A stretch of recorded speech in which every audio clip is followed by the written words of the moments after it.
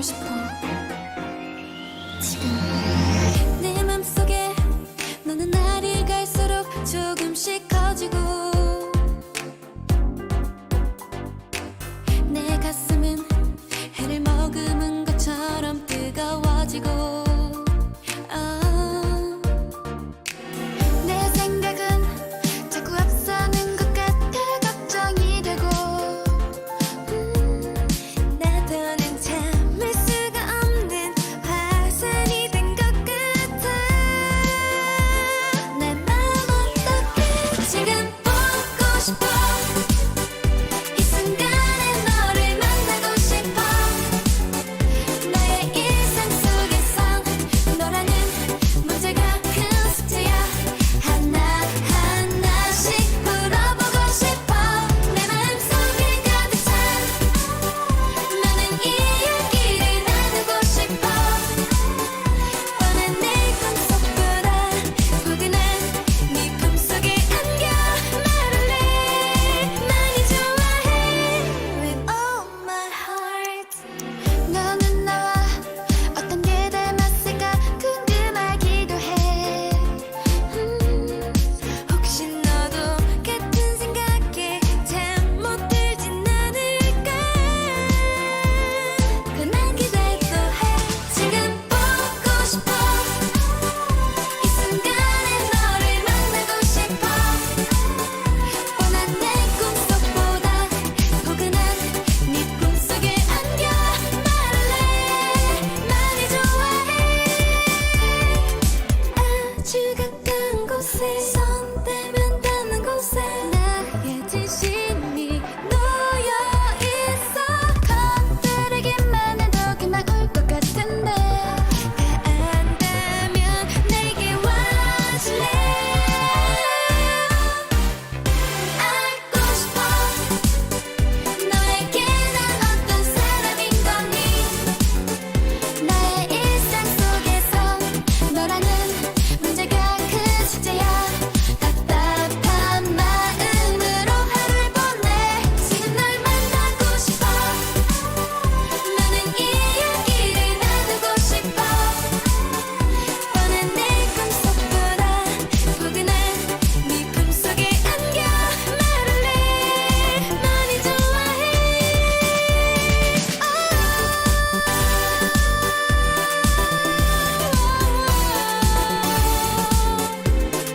Yes I am. You are the only one. You are my miracle. 정말 많이 좋아해 with all my heart.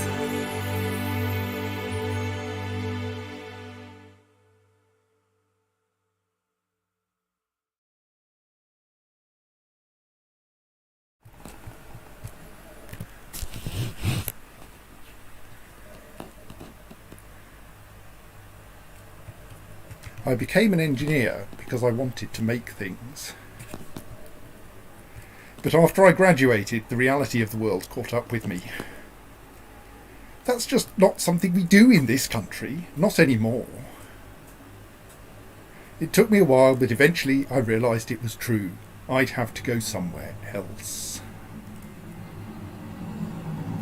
Somewhere I could do what I was meant to do.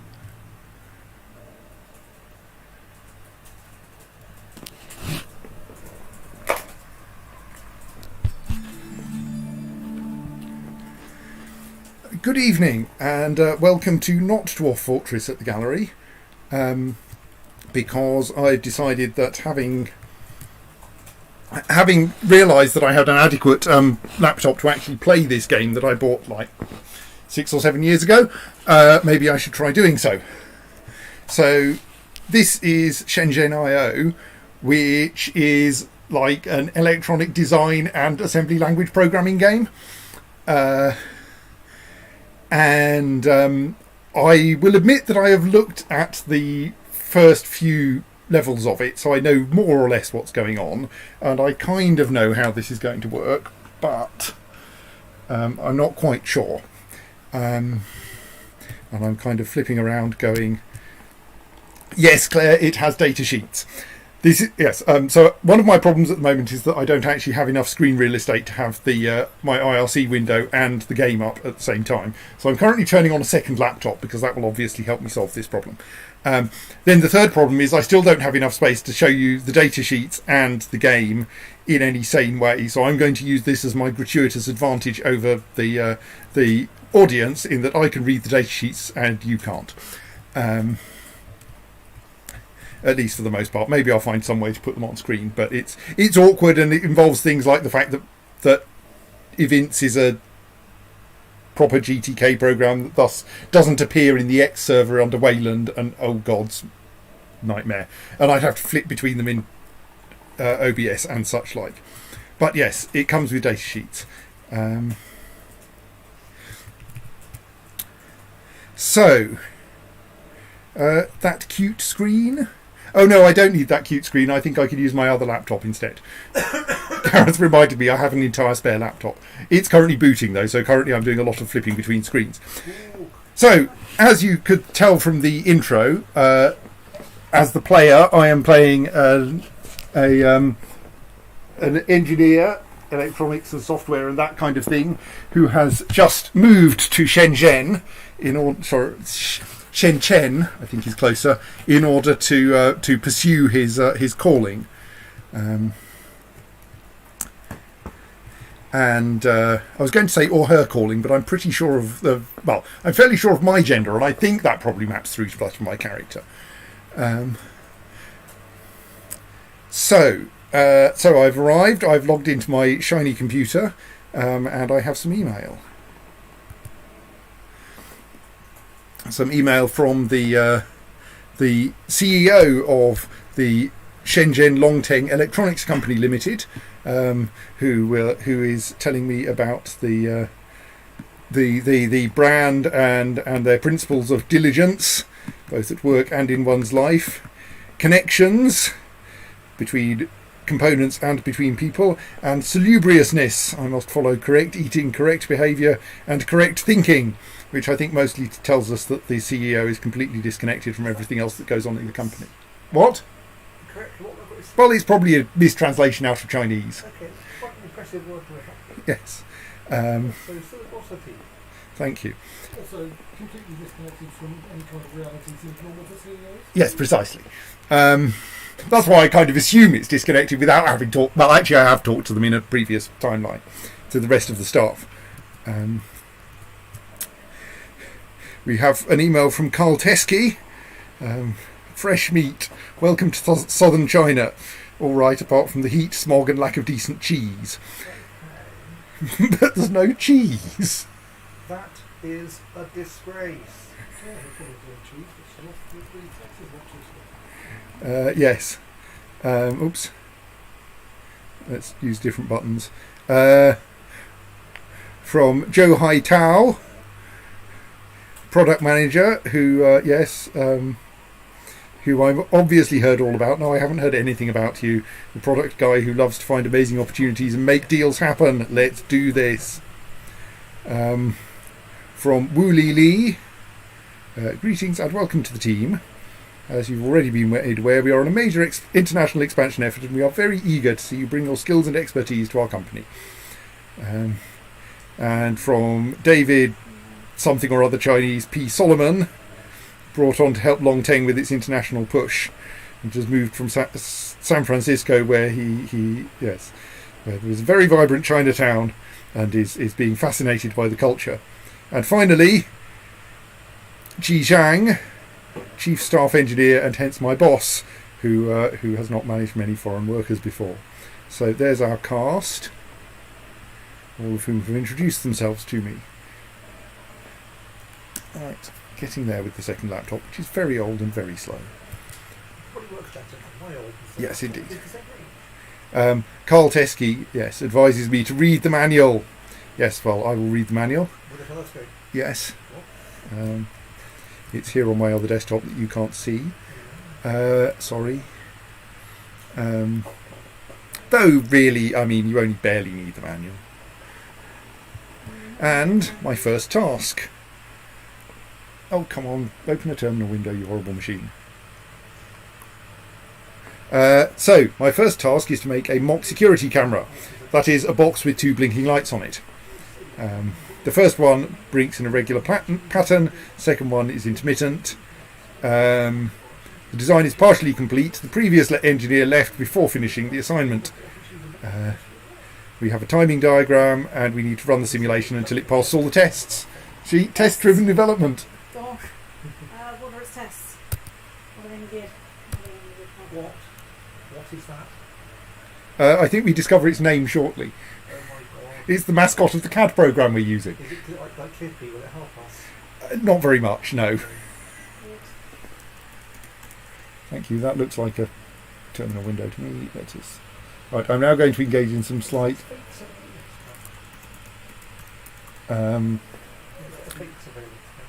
Because that's cheaper than a real one. Right. There will now be a short delay while I bounce between. Hold on. I thought the fake Soho was kind of cheaper than a real one. It doesn't have to contain any electronics. Well, this one contains some. This contains just enough electronics to blink the lights on the front to make it look like it's working. Right, I'm now going to switch IRC clients so that I can have IRC on one screen and not have to bounce around so much. Right, that's better. So, thank you. I presume you're going to say scoop at me. Right. So let's. I deleted it thinking that I probably didn't. So, hello, left mouse button.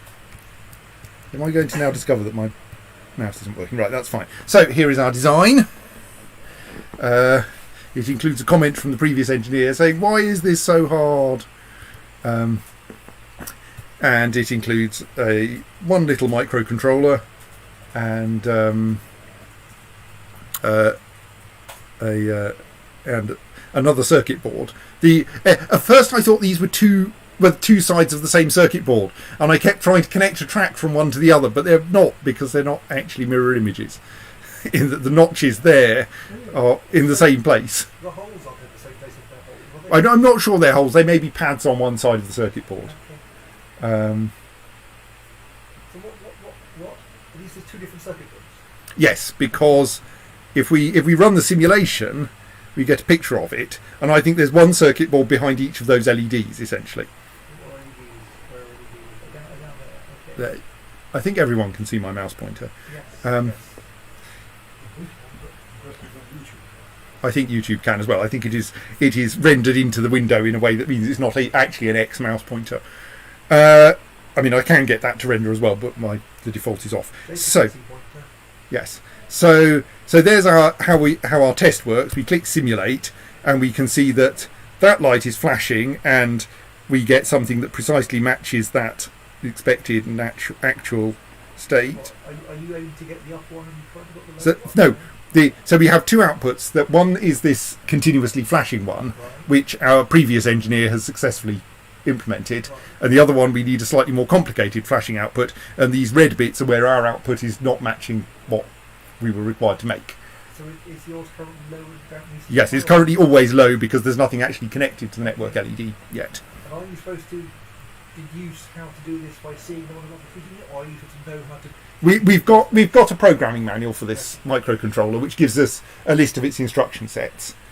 Does the top one really have a Duracell PP3 in it? No. It looks a lot like it. So on the right we have the one register that this microcontroller has, an accumulator, and a couple of things which indicate how much electricity it's used so far and what state it's currently in, which I think, like, is it running or is it waiting for input from somewhere? What I can see here, it seems to say @0 State dash power dash, yes. Oh, that, okay. So if I run it, you can see it's mostly sleeping, and the power gradually increases each time it executes an instruction. That's really energy rather than power. And then on the left there's the program it's running. Well, that's what SLP stands for. I was trying to work out shift left. What? Shift left something. It's the sleep instruction. So this game has the rather odd feature that it has two kinds of time. It's almost an infinity machine, but not quite.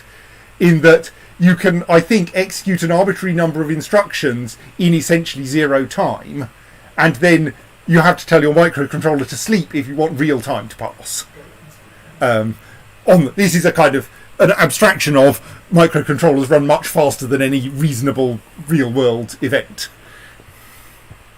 TIS-100 doesn't have that feature, largely because it's not dealing with real-world events at all. Yes, I accidentally spent the last few days playing the precursor to this game, which is even more assembly language and not electronics than this one is. So, to do the other LED, well, we're probably going to need a second microcontroller since it's on a separate circuit board. And, well, we can wire up the LED just like our predecessor wired up that one. So we don't appear to have a limited budget for this, but we will certainly be scored on how cheap we make the object. Yes, I have not played Constructor. Actually, I tried it once and it was annoying because it didn't work like how I remembered my CST1A VLSI exams lectures to go. It's the company that makes these, that made this game and Constructor and TIS-100 and a bunch of other similar design machines to do things games. Yes, there is some plot. We don't quite know what the plot is. I don't know what the plot is yet because I've only played like the first 4 levels of this. TIS-100 ends up with an alien invasion, so Okay. I think it's a bit hard to tell because your computer gets invaded by aliens and then yes. So, and we're going to need a program to run on this because obviously it doesn't help very much just having a microcontroller sitting there. But happily someone's given us an example of how to make a flashing light and we just need to write a slightly different program. Yes. So we'll have basically the same structure that we have. We repeatedly move 0 and 100 P0 to turn the light on and off. So P0 is that pin, is the register corresponding with that pin there. When I said it only has one register, it only has one ordinary read-write register where you can write something and get it back again. It's got lots of MMIO, well, not really MM because it has no M, I suppose. Lots of register mapped IO. You have registers that can do things, and in particular it has these, which are basically GPIO pins. Only they're analog. So 100 is, I think, as bright as a GPIO, as an ordinary IO pin can go, and 0 is as dim as they can go. I think that's the range of I should check what do they call them? The ones that aren't X-bus.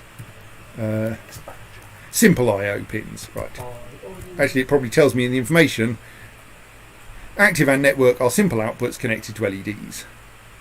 Control the active and network outputs with fixed repeating signals as indicated in the verification tab. So first it has to be low for 2, 3, 4 time units, sleep 4, then it has to be high for 2, then it has to be M68K fans will be pleased to see which way round the arguments to MOV go. Low for 1, high for 1. Right. So let us see how that goes. And we can see both lights flashing in the little diagram on the bottom right. We get, right, his name is Chip. Chip's Tips. You've successfully completed 1 test run. And curiously, I've come up with pretty much the same solution as everyone does, except someone has apparently managed to come up with a solution with only 5 lines of code. And like, what? Or indeed one with 2? I'm not sure I believe that. Anyway, but we have successfully solved the first puzzle.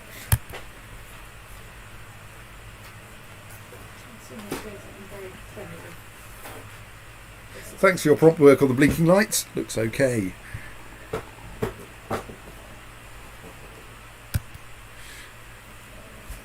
So,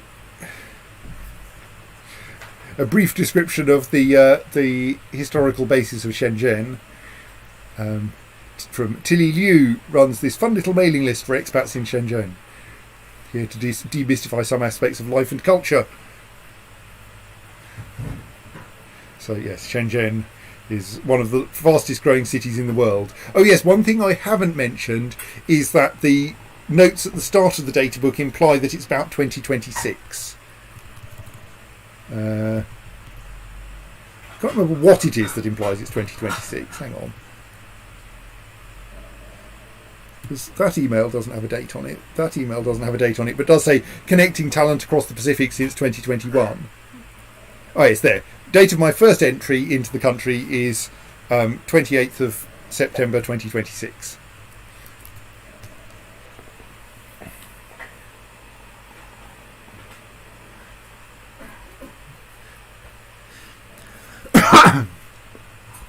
Yeah, I just don't understand how you could do that one with the ludicrously low instruction count, because you have to have those two microprocessors. Surely that's the only component you're given. I mean, I know how you can shorten the program in the top one to 2 instructions, because you just you essentially have it negate things each time rather than doing the explicit MOV. And yes, we now have this enormous economic machine in Shenzhen, which, yes, what is it doing? I have some ideas, but this is a topic for another day.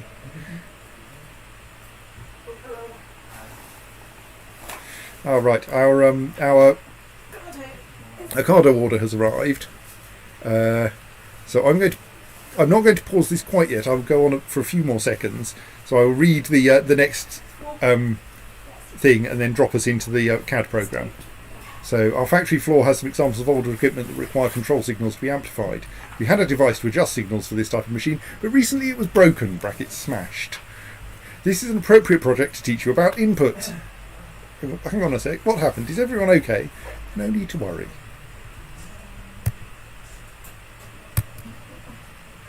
So we get the same microcontroller as our only component, but now we have an input and an output, and they are analog, and we have to multiply the input by 2, which shouldn't be very hard.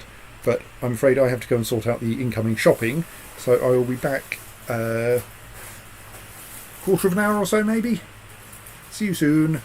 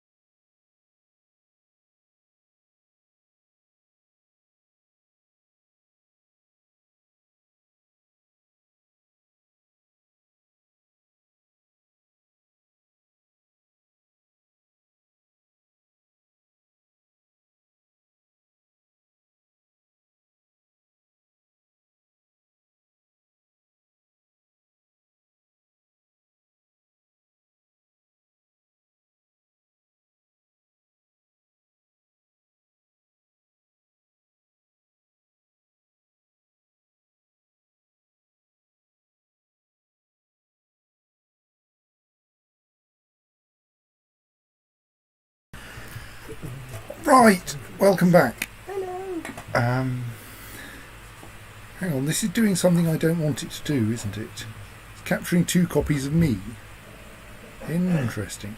Do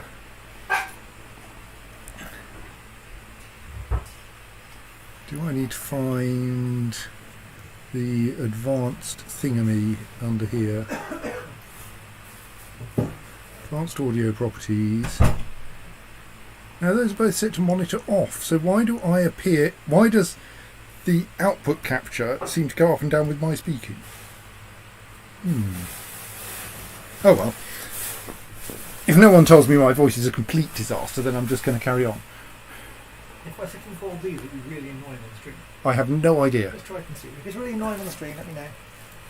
Yeah, I think the 2 of me are precisely in sync, so I may just be slightly louder than I'm meant to be. Gareth is now going to fold carrier bags at us.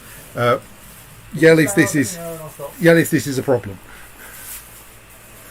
Right, so our second challenge is to build this small module for the factory, which was probably previously done with like 1 transistor. And now you have to time it right. Sorry, Gareth discovered that the oscillating fan now occasionally points at him and blows the carrier bags around.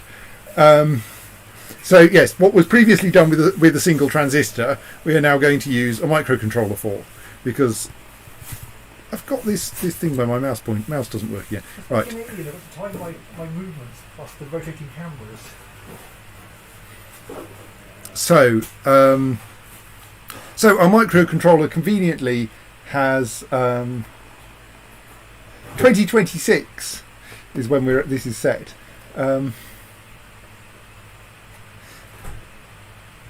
So conveniently our microcontroller has 2 GPIO which are also analog ports, so we can just hook them up like that.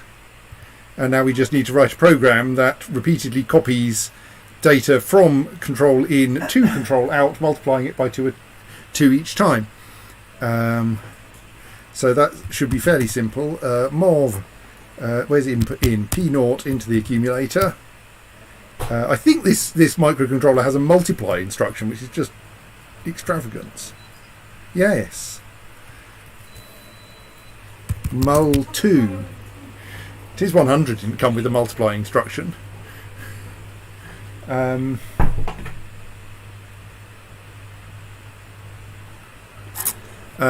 then mov ac p1. Well, that should do. The only slight problem is, as I mentioned, that this doesn't work because time doesn't work like that. You do this and it goes, no time is ever passing. We're using a phenomenal amount of electricity, but no time is ever passing. So we need to then add in a slup1. That's better.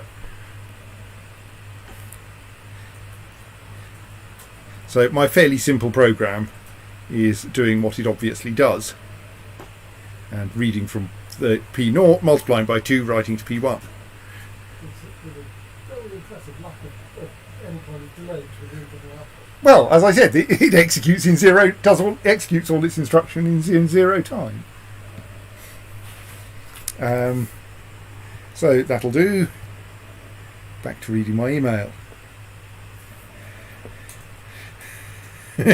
Carl is already suggesting that maybe I need to be cautious about something. We don't know quite what yet.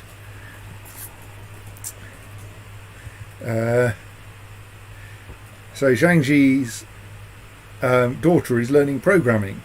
She created a simple card game. She's interested to become a game developer.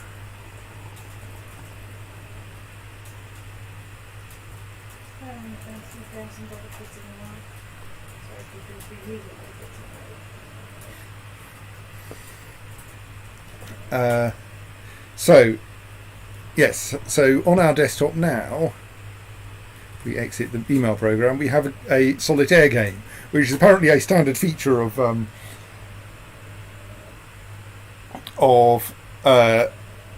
Zachtronics games, that they have odd solitaire games. And our task is objective, win a game. Well, let's have a go, though. I'm not sure that watching someone play Patience on a computer is the most exciting thing ever, especially a quite difficult game. So, Especially since it's yes. so it has an odd set of cards. Yes, it's 3 suit free cell. 3 suit, count up to 10, only 3 free cells, and a couple of other weird features, free cell. The CEO's daughter is learning programming. She has written a game.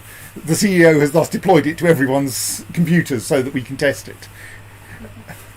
Look, I'm folding them down in. Yes, well done. But there are also... An oddity is that we have these dragon cards, of which there are 4 per suit.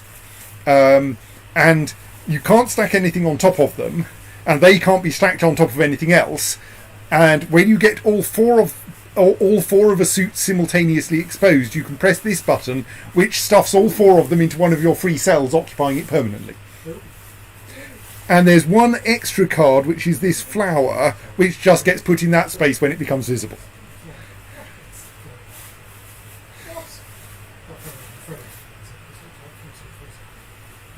I think it's like free suit. Yes, there are indeed 3 suits. So conveniently, 2 of the ones have turned up already. The problem is that this is the kind of thing that I'm bad at, and so everyone's going to go, "No, Ben, that's a stupid thing to do," repeatedly. You can't have David going, "No!" every 5 seconds. No, it's true.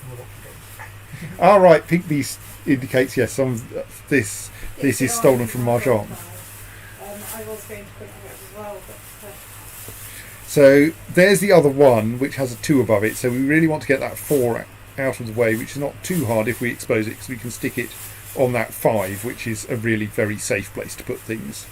But that does mean moving this dragon. But meh.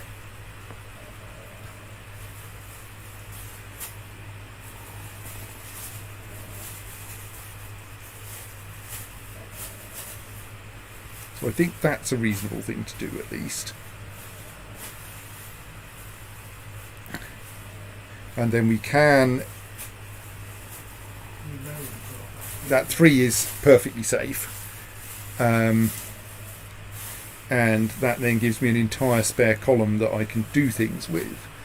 So that column is probably fine, and except that it's got all 3 dragons in it. So I can't clear any dragons out until I've got that column moved. So that 3 is probably an entertaining problem, isn't it? Is it known that the saving is No. We are not told. like... The CEO's daughter tells us that there is no need for an undo function. Whether that's to be believed is another matter. Certainly my experience of playing it is I don't think all deals are soluble. Because I played this a few times. I played this enough times to win it on my previous attempt. So where's the 3 of green? That's all the way up there. Where are the other coloured 9s? 1 fairly buried there.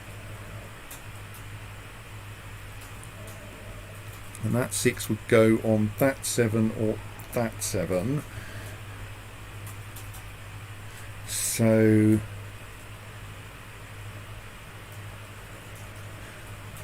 getting this 7 out is actually fairly simple. The only problem is that we really want that 3 afterwards. And I think we'll do that, which then allows us to do that.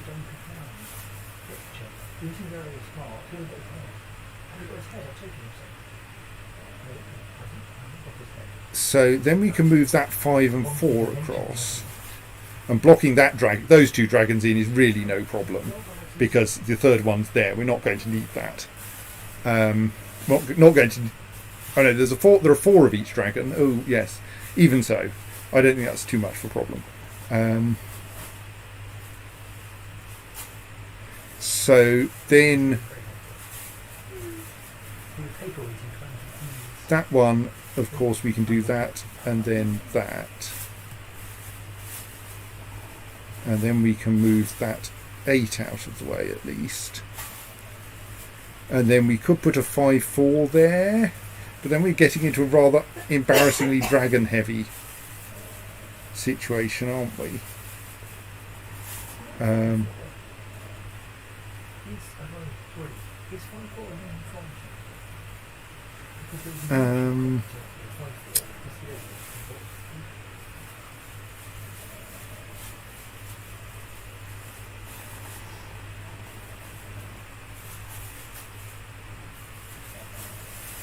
So I'm beginning to feel that I want to get.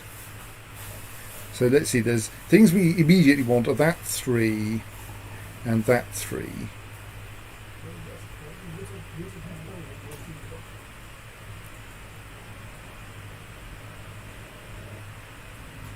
So are there any dragons we can get out to like give us a bit more freedom? Red ones include that one all the way up there. Green, green, green, green. The green ones are fairly accessible, but they've got the 2 red dragons sitting on top of them. So like if we can expose those, we'll have got 2 red dragons jamming everything up.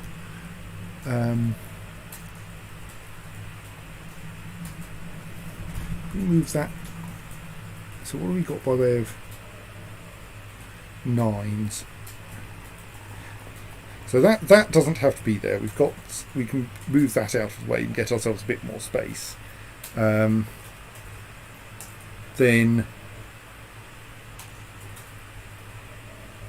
we'd like to get that 7 out because that would get us another free column, which would require that red 8, which we could do by moving that 9 out. Let's try that.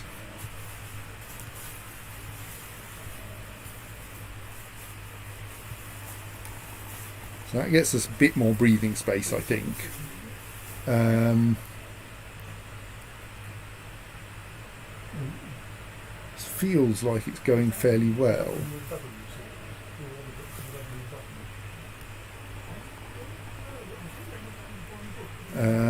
So now, still should be trying to dig through this. So that means I probably wanted. Well, I mean, I could just move that 8 out of the way, I suppose. I mean, 9's the 9 that it would otherwise take advantage of is. What's the other 9? 9, 9. So 2 of the 9's already at the top, and the third one is like not. Yeah, let's be a bit brave and do that. 8, 7, 6. Right. And then we can move that 5, 4 onto it.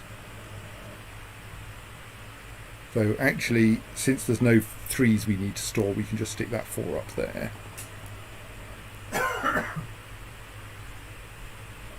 Right, now all 4 of these dragons are visible, so that has lit up. So I could take them off the board, and I think that's sensible because it frees us an entire column. And columns are better than free cells, but now I've lost that free cell. And now actually I can do that with the green dragon as well, and that doesn't technically free me a column, but it gets me. Actually, it does because it frees me that one with the 3 on. Right. Well, this looks pretty good now. Mostly, I think 8, 7, 6, 7, 9, 8, 7. I mostly just need to spread those out, and that probably solves the entire game. Well, I wasn't expecting that to come out. First attempt, hurrah! Jacob says, odds on the CEO's daughter being an AI. Yes, Claire, it's just not the same suit. Win count 1. Oh, I didn't mean to click new game. Oh well. Tough. I'm going to exit that. That was 1 was good enough for now. Maybe there'll be a requirement to do more. Were you told to test this and try it or something? Yes, so we got a message from the CEO saying, my daughter is learning programming. She created a simple card game. Would anyone like to try it and give some feedback for her? I put a link on everyone's desktop. She is interested to become a game developer. So there was no obligation to win. well, there was an objective to win. Okay. So I now have objective complete and message from Joe in Chinese and from Wu Li Li in Chinese and an or from Joe afterwards. So I don't know quite what they're discussing because I can't read Chinese. So let us advance. So Carl has now said that I'm allowed to use all of the parts available to us. Just be warned that not all of them are going to be useful for what you're doing immediately. Off we go then. So, in order to test some of our new manufacturing equipment, we need a pulse generator with certain requirements. However, brackets specifications. However, instead of buying one at the market price, I thought we could simply create our own. For this project, you will need to make use of conditional execution. Please continue your study of the language reference. Are you an aristocrat? Thank you. No. No! Right, I've got a biscuit here, which I'm giving myself as a reward for helping with unpacking the shopping.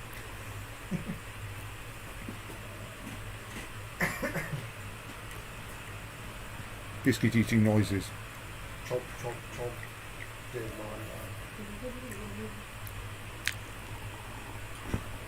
Yes, I was just reading that conditional execution. It has in common with some other architecture I may know a little bit about, that any instruction can be conditionalized. Mm-hmm. But it has two flags, plus and minus. Mm. Which are usually, but not always, complements of one another. Earlier, there was also a question about anybody here not seeking to but care about spoilers and the box and Yeah. my legs off. I remember that when we were at school, we were doing some computer programming. One of my classmates invented a butt gate. I'm not quite sure about the- Maybe we should look at the spec before we start designing this. You left your butt gate. So here's our specification. This is more regular than last. Yes. So we have a button which, and when this button is pressed, it should generate a train of pulses. A continuous stream of pulses. Now, obviously, the hardware designer goes, well, we just generate a continuous clock signal, and then we AND that with the button in order to produce the output. But if you look hard at this, it's meant to produce a high output the moment the button is pressed. Whereas if you gated a clock, you would end up half of the time with the button press start with the... It says button simple input. So Yes. that's saying someone's going to input that thing into the button. Yes. Right. I mean, in our test rig, obviously, the testing system is going to input it. We're doing this entirely in simulation, even in-game, I think.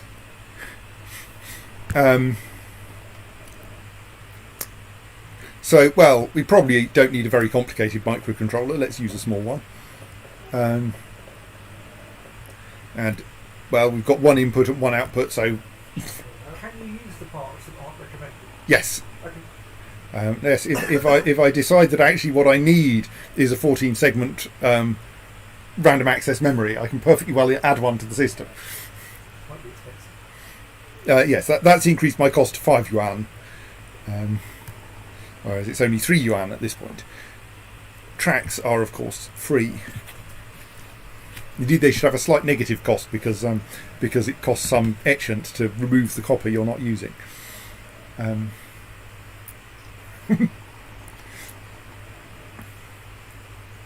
So then we need a program. So yes, so what this probably needs is a little loop that it goes into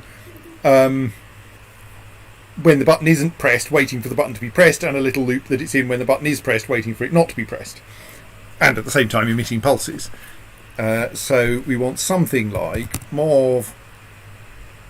Problem is, I've been doing TIS 100, which has a completely different set of, which has a much more conventional conditional execution, as in it has conditional jumps, based on the state of the accumulator. So all of my instincts for how to write code are now slightly backwards. Right. Anyway, so move that to the accumulator. What are our test instructions? We've got a test equal, test greater, test less than, and Perl spaceship operator. So we can just go. Officially, Oh damn! I probably need to turn off the screen lock on the second laptop, which is obviously not a problem when it's doing it on the same machine. Right. So since I know that their logic family is basically CMOS in that it's greater than or less than 50. You as in half voltage. Then we'll do it properly and test it against 50. You can test any register. How exciting!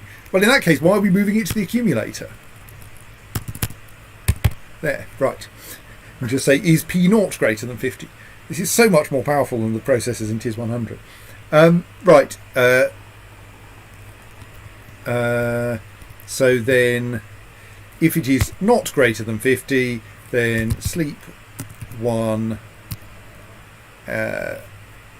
And we're going to need some labels here, aren't we? How do you do labels in this assembler? Is it just by sticking a thing colon?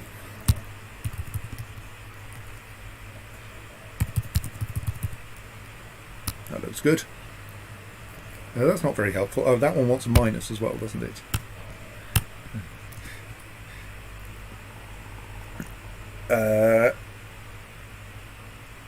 So then if it is greater than 50, we'll get through to here, and then we can go MOV 100 P1 slip 1. And actually, it's probably safe to say MOV 0 P1. Yeah. P1 slip 1. Now, I'm pretty sure this is incorrect, but rather than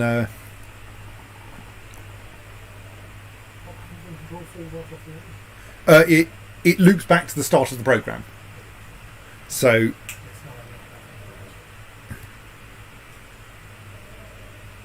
okay, I'm pretty sure this code is incorrect. Turns out to work. Must try harder to write bad code. I was fairly sure I was going to need to have another conditional to releasing the button, but no, we loop back to the top and everything just behaves sensibly. Okay, that'll do. Ship it. Wait till the users complain. Yeah, it looks okay. It's suitable for our purpose. Did they say anything more enthusiastic? I don't think so. I'm not sure that G is capable of... No actual management. Oh, sorry, it's not the CEO's daughter. It's the head engineer's daughter, which is even more suspicious.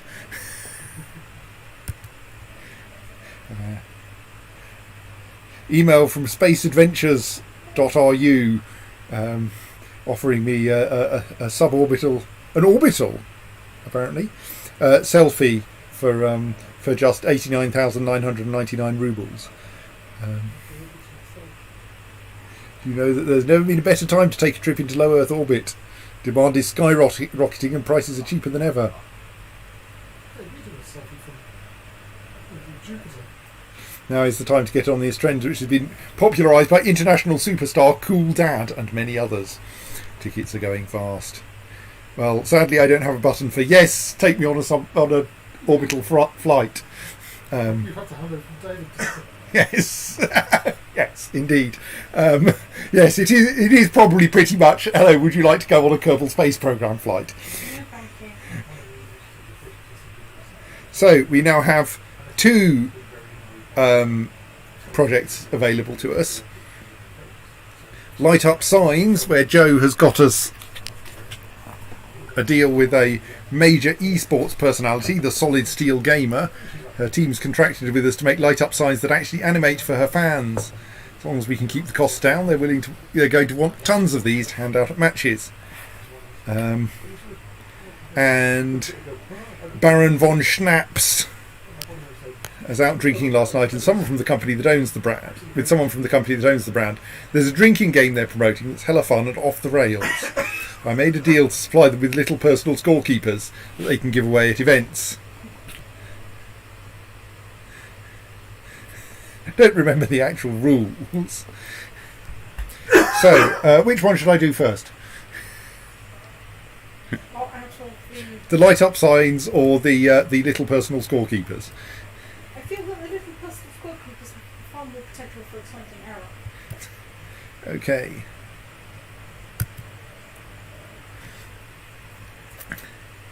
So, our little personal scorekeeper has a fixed position for the display to be, because that's presumably dictated by the case shape. It has two inputs, a point input and a foul input. There's an X-bus output which runs to the display. The counter should keep track of a count starting at 0. Thank you. Ensure that the display is always showing the current value. When point is pushed, the count should be incremented by 1. When foul is pushed, the count should be decremented by 2, but not below 0. Right. So let's see if we can do this with just our cheapest microcontroller. So we'll have an output that goes to there and connect up the inputs like that. So obviously we're going to have, well, I mean, we could actually check the data sheet. We got the data sheet for the display.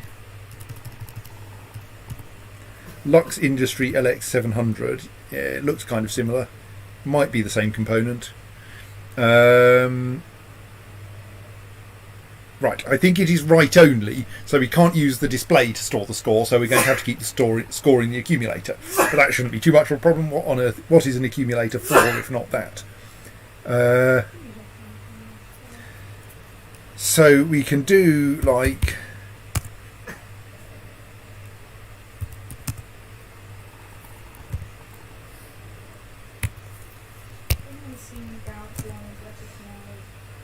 Well, you've all heard that. That's a very long joke. What of the city of Try and contact back tomorrow. looking on the because this is very common thing. I'll probably say no way. I mean, Right, well, it's productive. that might do the job. So I feel a bit cheated. I have of course left out a critical piece of the spec here. Isn't there a subtract 2 something? Oh yes, that should probably be sub 2 and not add 1, shouldn't it? Well, I mean, that's also a critical piece of the spec. Let's make the two buttons do different things rather than the same thing. Right. So this will not work correctly because it goes negative. So we can see it's generated the wrong answers pretty much continuously, because our first test, as a good tester, the first test is we try pressing the foul button with the initial count of 0, and We're going left. and yes, we try to go left from the start, and that doesn't work properly. So there is actually another feature of the spec that they haven't included, which is that I'm doing this. Which is that this is level sensitive. It's probably not intended that holding the button down should repeat it, but the spec doesn't have any requirements on what happens if the button's held down for more than one time unit. So I was going to ask, but apparently the testing book never bothers. no, we only have to achieve the spec. We don't have to. We only have to pass the tests. We don't have to make it work well.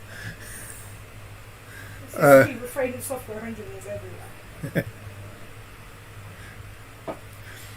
So our problem is that if we subtract it, when we subtract 2, we might go negative. So I suppose a fairly simple thing to do is say, is AC less than 0? I mean, this is add 1. Well, I was going to do the incredibly naive thing of test if the accumulator is less than 0. If it is, add 1. Do that twice, and that will cancel out any fouls that have been unhelpful. But we haven't got enough space in the instruction in the processor for that. You don't need it. You can move north. You're right. Let's just say that when I'm actually narrating this, I'm much less good at thinking about how to write the code. You're right, yes. So this is why you prepare programming now.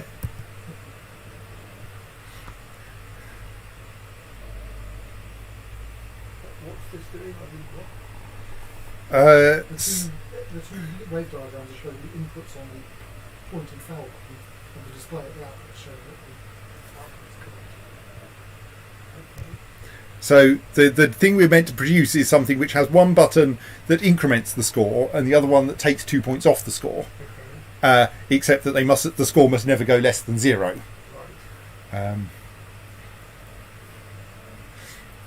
And so this has test inputs for the 2 buttons and what the output should be at each point in the sequence. I slightly query the company's business model at this point, trying to make this as an actual thing with a microcontroller rather than an app on your phone. But Is it working? Yes. How could you tell it was? The numbers would be highlighted in red. My previous version that didn't work highlighted them in red. Right, well, that more or less worked. It could be less power hungry. Can't be much cheaper to make than a single trivial microcontroller.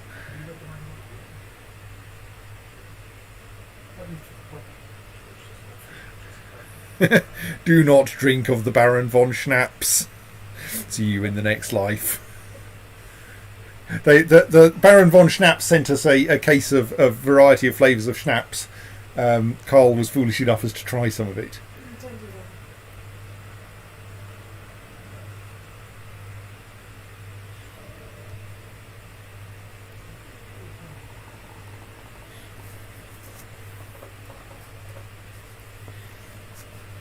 Right. So we now have another letter from our person who's trying to get us to understand Shenzhen a bit more. Do you think the youth of tomorrow actually, play this stuff, or is it, exclusively the preserved? No, the youth of tomorrow. Are they here? Do they exist yet? Yeah, they're like so annoying. I have not yet tried introducing my approximately that age, I can't quite remember niece to it. Even less than trying to introduce me to us who doesn't exist yet to it, because that makes no sense. Oh, she will still be youth tomorrow, I think. Right. Yes. So, yes, an attempt at explaining how you pronounce Shenzhen.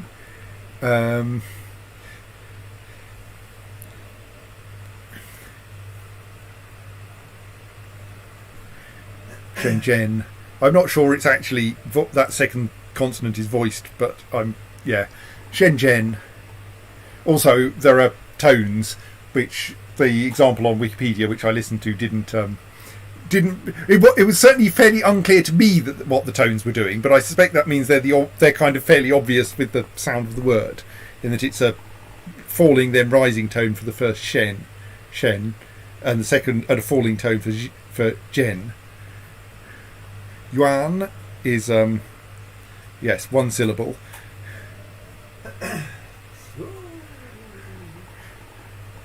Which, yes, as she says, is also the symbol used for the yen.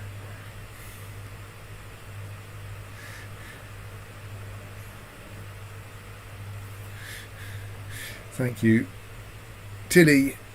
So we now have available. Let's do the light up signs, because those are quite simple, and then we can get on to the rubbish audio thing. So, yeah, more or less. So, incredible deal with a major esports personality. We need to make a small light up sign, essentially a light stick. Only apparently free, or at least cheap. Goodness, it's got a lot of outputs.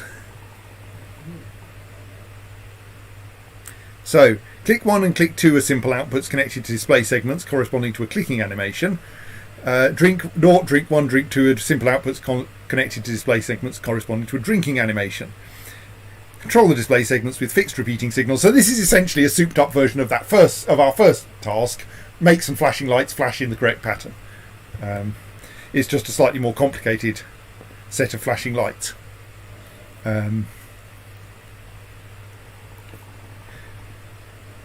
So those two are of course just complements of one another, and we do, albeit not recommended, have an inverter available to us. So we could do something that involves wiring that up across those two and then just sticking a square wave in Actually, we probably want to stick the square wave in at click 1 because that starts at 0. Not that it matters actually. But the problem is that if we try to use an MC4000 for this, that's only got 2 simple I/O ports. So one way we could do this is with 2 MC4000s, one driving the clicks and one of the drinks, and the other one driving the other 2 drinks. We might be able to do it cheaper using the I/O expander chip, because that will give us 3 outputs and actually only uses an X-bus port on the microcontroller, and that actually would then allow us to use both of the simple outputs for the clicks, and that would thus save us the cost of that inverter. So we could try that. Wire that up to there, wire that up to there, wire that up to where do I want this so that I can connect all of, let's turn that round so that we can put it there, and that makes it nice and easy to hook up to that. And then we'll discover we haven't actually got enough instruction slots to do this.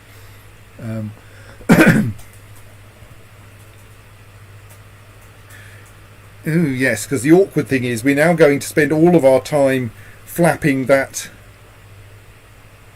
Those bottom 3 we can just do as a small pile of sleeps.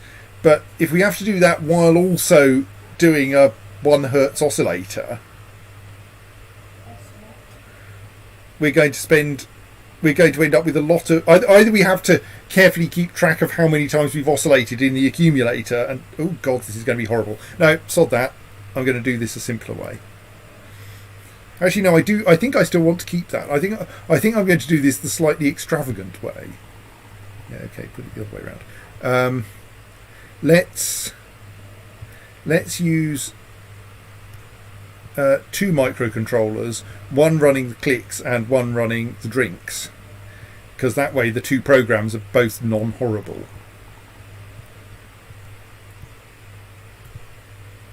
Because while we've got enough I/O pins on this, we haven't really got enough program steps, because then this one can just do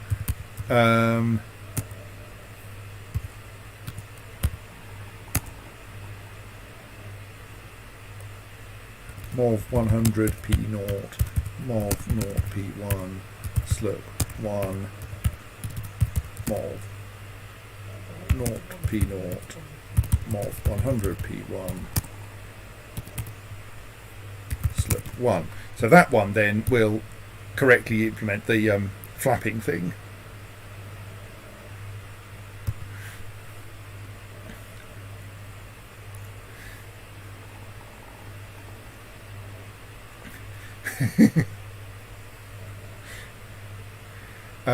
And then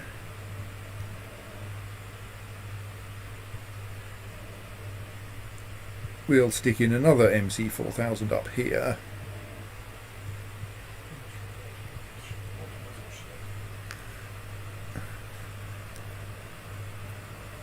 Yes. I think irritatingly we don't have an exclusive OR gate. Let's have a look. There's our logic gate collection. But that involves spending money. Much better to do it in software.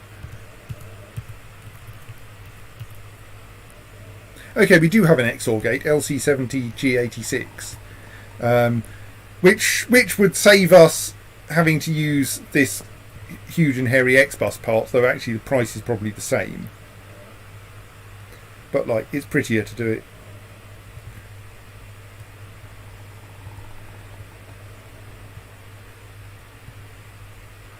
Okay, let's try. Fan out the one output to make it. Yes.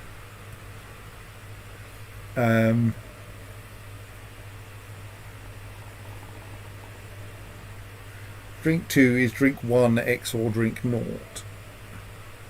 Roughly.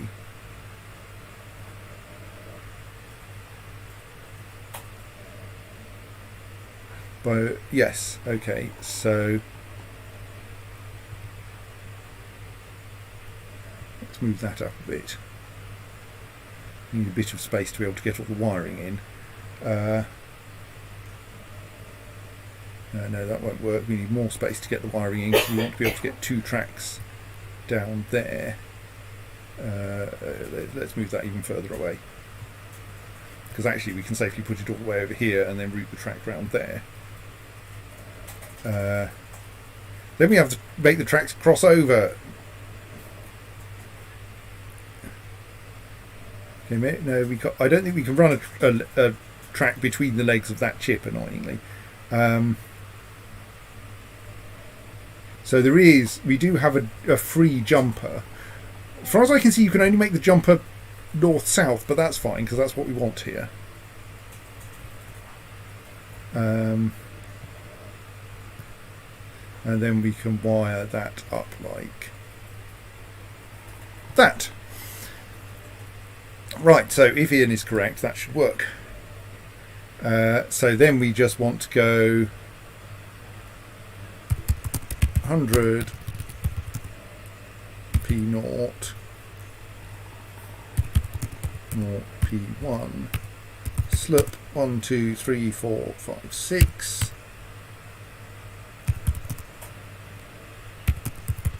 0 100 P1 1.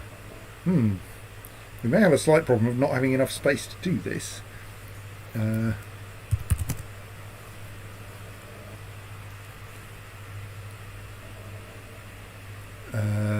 Then we want to go 0 P0 or 0 P1 slip 2, but then we need 2 more instructions. 3 more instructions. So I mean that doesn't work anyway. Why doesn't that work? Because it's XNOR and not XOR? Yes. Happily, okay, right, so okay, I've got some of the timing wrong there. Maybe that should have been 5. 1, 2, 3, 4, 5, 6. And then we should set P drink 0 to low.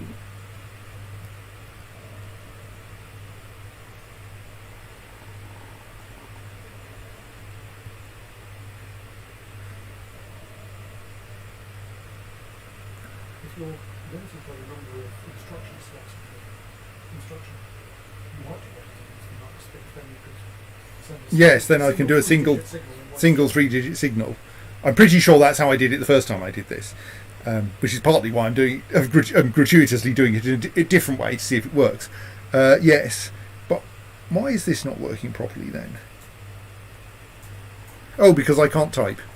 Right, that's fine. Send that 100 to the correct place. Right, so that now works correctly until the point where we run out of instructions. So, as Simon suggested, let us. Yes, but we have bigger chips, but they cost more.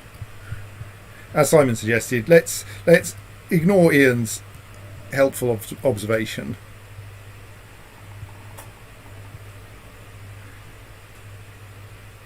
And do it using the other non-recommended component. What is that solution? I'm using an MC6000. You can almost certainly do it. Though actually, it's only got 2 simple outputs. So possibly the expected one is use 3 of the small chip.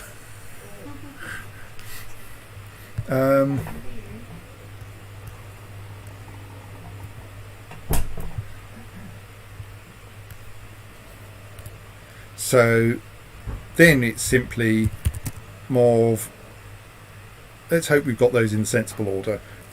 1 0 0 x1 slip 6 mov 0 1 0 x1 slip 1 mov 0 0 1 x1 slip 1 slip 2, sorry, mov 0 1 0 x1 slip 1. Well, that's wrong. I was going to say, I think we put all of that. Just looking at Curiously, if you actually watch what the device is doing, it looks fine. But no, we have to get the pattern precisely right. So does that just mean I need to swap those two around?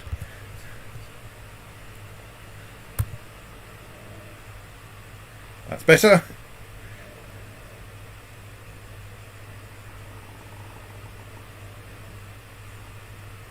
So that cost 7 yuan in total. What's that on? So, I don't know. I mean, you know, at a rough guess, I'd assume these microcontrollers are 10p, wasn't it? about 10p each. But I don't know. So, yes. There are definitely many more expensive approaches to this. So it is apparently possible to do it cheaper, and with some alarmingly small amounts of code. Oh no, I didn't mean continue editing. Actually, I can just exit, can't I? Oh well. Let's let it run its tests again. I think it actually runs 80 runs of tests, but you only see the first few. And I haven't yet managed to design something that worked in the first 3 and failed later. Right, return to email. The result looks great. This is going to be huge. Right, the rubbish audio thing. Oops, I should read the email, shouldn't I? So a contract comes in to build a piece of audio kit. Sounds fun, right? I've always liked audio. The client promises that their little box will deliver crisp highs and booming lows, all in perfect balance. Then I see their advert happens to include the much vaunted algorithm that powers this thing. Oh. Filed in the supplemental data part. Audio out equals audio in minus 50 times 4 plus 50. Right. What exactly does that mean? It's essentially just scaling it, but with some offset. I should also mention that we still have to do this, as sad as it is, work at all, even when you have to help a dodgy American company market rubbish like this as premium kit for audiophiles. I'm quite happy at taking the audiophiles' money, thank you. So, audio in is a simple input connected to an audio source. Audio out is a simple output connected to an audio receiver. Maximize is a simple input connected to a switch. The signal from audio in should be copied to audio out, applying the harmonic maximization algorithm when maximize switch is on. Look in the supplemental data section of the manual to find an advertisement featuring the harmonic maximization algorithm.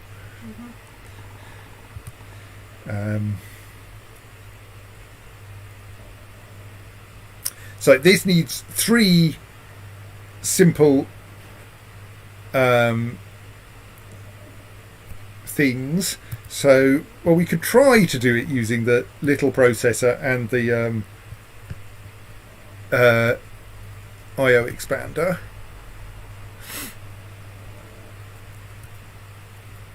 By using the I/O expander to read the maximize input.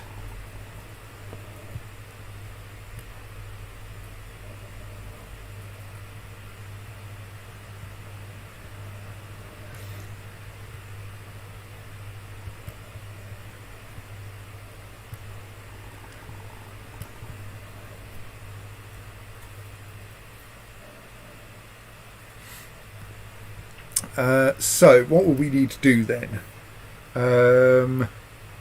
Something like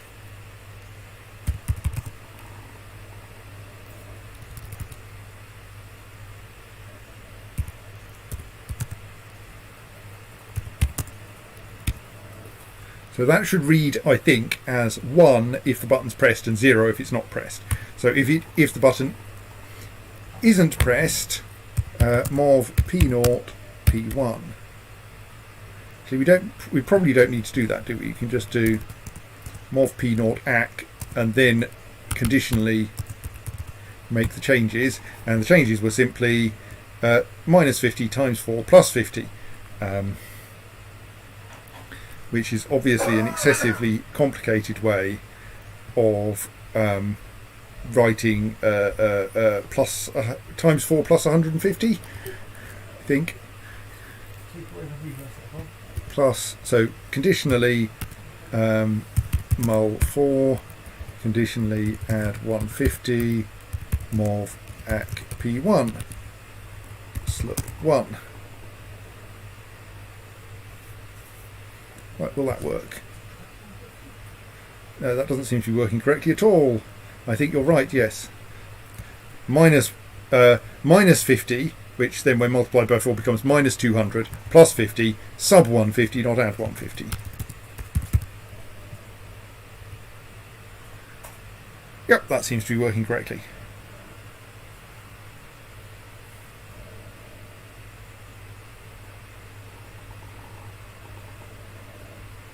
So let the tests run.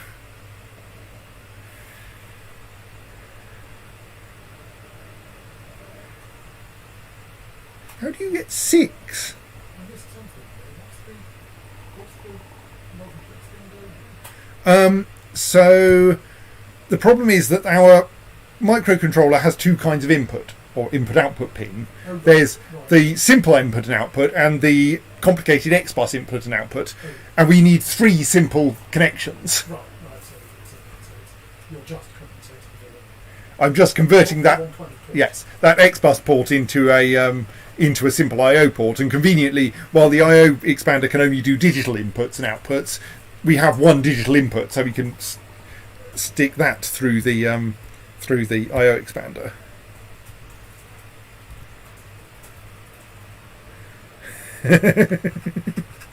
Yes, Joe is obviously that kind of person. Holy crap, this thing is awesome. I hooked one of these babies up to my stereo at home and it blew the speakers clear off. Does the job, no question. That wasn't actually what it was designed to do, but we're not going to complain. Dear consumer, if you bought a self-driving car in the past 5 years and your car was involved in a rogue loop incident, you may be entitled to compensation under a settlement to a class action lawsuit filed in the US District Court for the Southern District of California. Was that looping? No, rogue loop incident. Oh, I heard rogue looping. A rogue loop is defined by the court as a state where a self-driving car appears to disregard humans and continues to drive around, refueling itself when necessary and ignoring orders to stop.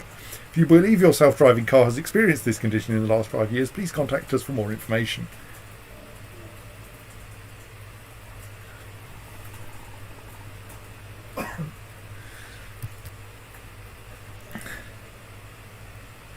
Wooly Lee, I'm in the process of setting up closer tie-ups with 2 global firms I'm working with, and I'm working to secure higher profile work for our company. The first result of these efforts is a contract to create an infrared sensor. This allows us to participate in the booming market for passive monitoring stations to detect illegal activities, illegal carbon emissions, illegal growing operations, illegal immigration. If it's against the law and it detects heat, it generates heat, we'll detect it. Are you working for an ethical company? Yeah, I think maybe not. Ethical.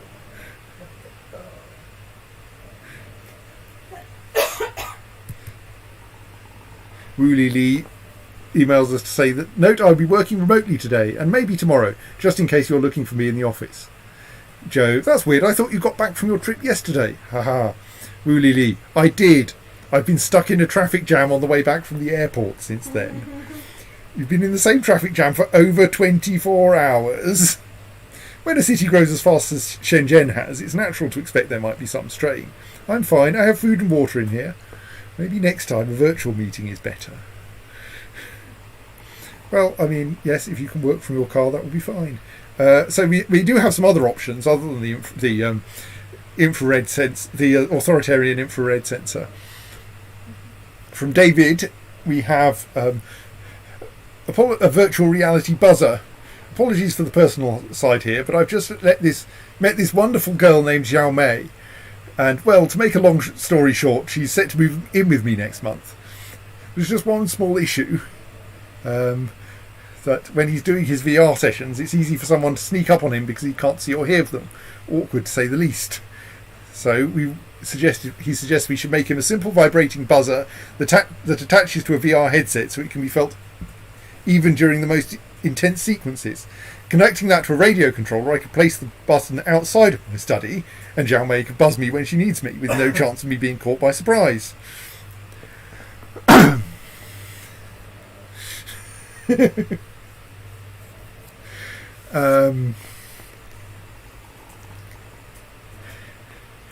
So yes, we have this weird non-blocking XBus buffer on this radio chip, which is one of those, yes, this is a chip made by someone who didn't invent the interface, and so they implement it slightly weirdly. Non-blocking buffer will immediately return a value of minus 999 when no data is currently available.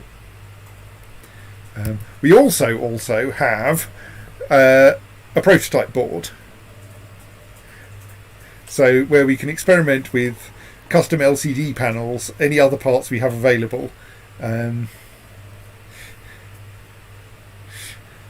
make, yes, custom LCDs with retro style handheld games maybe. Objective: create and design an electronic game. Click and hold this button to indicate you've completed it.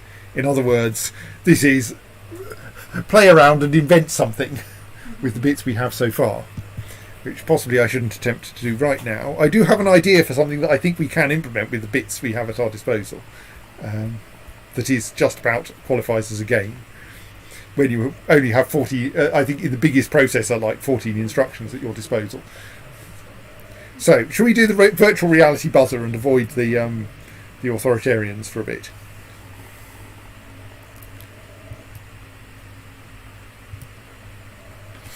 So, our radio RX, i.e. the receive port on the radio, is a non-blocking XBus input connected to a radio receiver. Can we move the radio around? Yes, we can. Buzzer is a simple output connected to an electromechanical buzzer. When a data packet is received, read it and execute the corresponding command. Turn on the buzzer or turn off the buzzer. And so the verification says we have receiving minus 999 when nothing is happening, and receive 1 or 0 when we want something to happen. And it appears to be up to us to generate a square waved feed to the buzzer.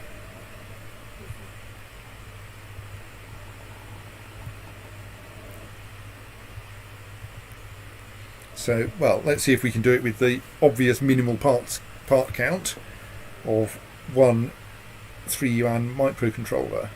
So something like, so we need to do a three-way comparison, and conveniently we have a three-way test instruction, don't we? So we can do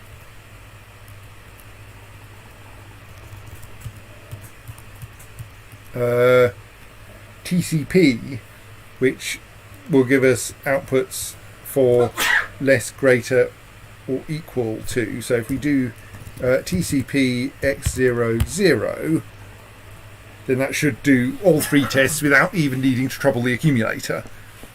But I'm not sure that's useful, because like we're going to at any given time there are only actually two inputs we're interested in. Indeed, only one input we're interested in, so I don't think we actually need to be that clever. I think we can just do TEQ x01,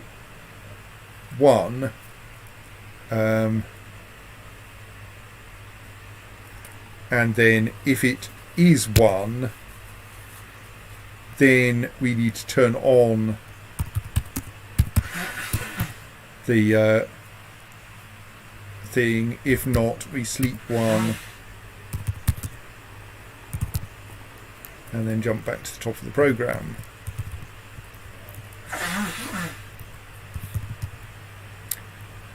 And then to turn the buzzer on, we can do, so the slightly tricky thing here is that that the thing can go off in either state, but I don't think, well, let's see whether that's a problem. So when we want it on, we do something like mov 100 p1 slip 1 mov 0. Yeah, you're right, it is, isn't it? P0 p1 slip 1. We're running out of space here.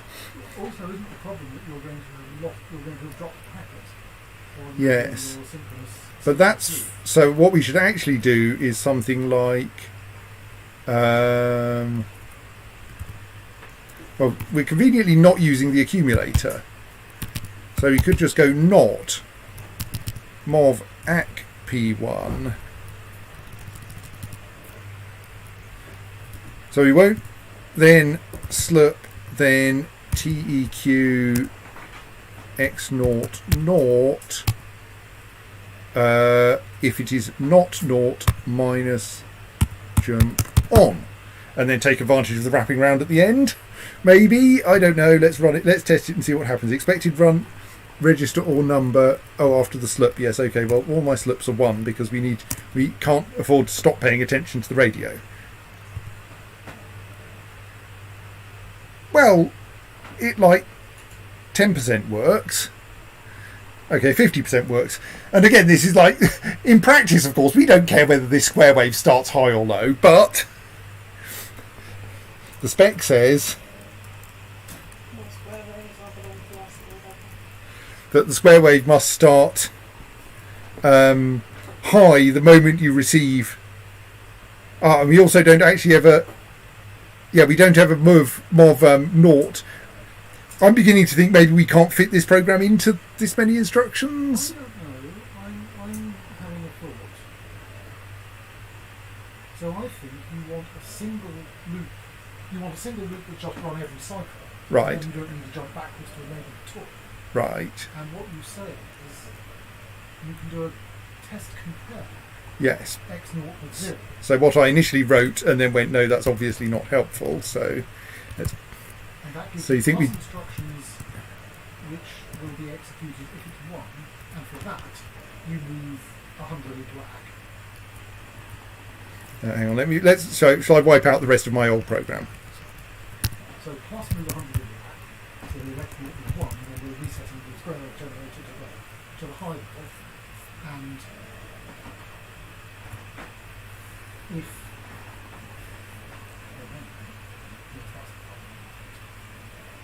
the trouble is, I was going to say now minus not, but that's not going to help with the.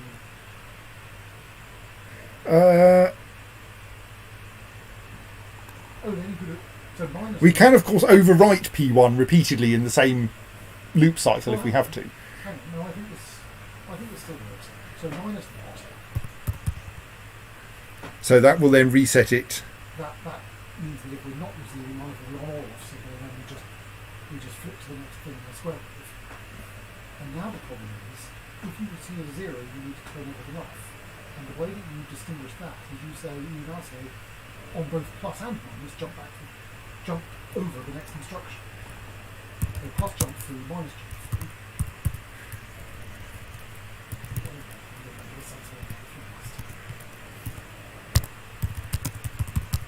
And then mov naught. Oh, I see what the problem is. Yes, no, this is I'm presuming you were intending something like that at the end of the loop and then that. Okay. But now I see what's going on. Yes. Because I didn't. You need a separate piece of state that says don't keep oscillating when you're off. So yes, but so we need at least one bit of state, which in my version I was storing based on where on the program counter, but we do also have the accumulator. So I think I know what we do. Here's my oh no, this isn't going to work either, but let's see how it fails. Do we do it with a TCP? I quite like this TCP x00 trick. So then if it is on mov 100 ACK, and if it's and then we really want the if you've just received a 0 for minus, but sadly that's not. But so well, let's just try the The problem is you need somewhere to store the extra state of Yes. Well, that's what I'm trying to. I'm trying to keep that in the accumulator. Oh, So okay, let's go for. Yes, the problem is if I want to be able to only use a single test, then it has to be TCP, because otherwise I have to copy something into the accumulator and I run out of registers. You don't have free conditionalization. And then yes, what I need is the neither plus nor minus condition, because otherwise I end up mucking around.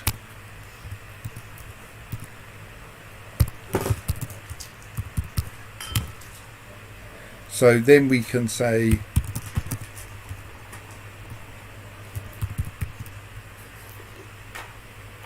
so then after we've done that, then my idea is we go mov ac p1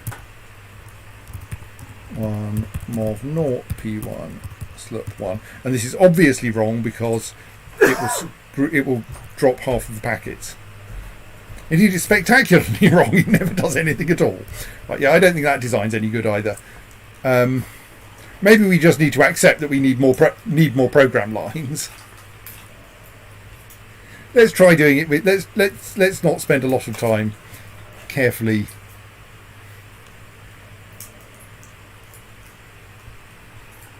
Yes, so I guess now you've got the two separate loops. Yes. In one of which you keep oscillating unless you see a zero. Yeah, I think this allows us to do the naive version. Are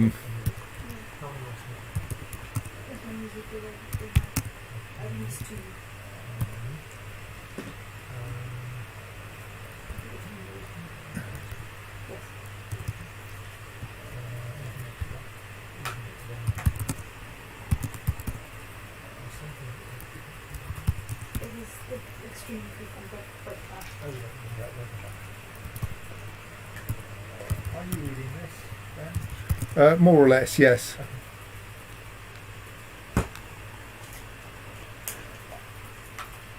Okay, well, no question.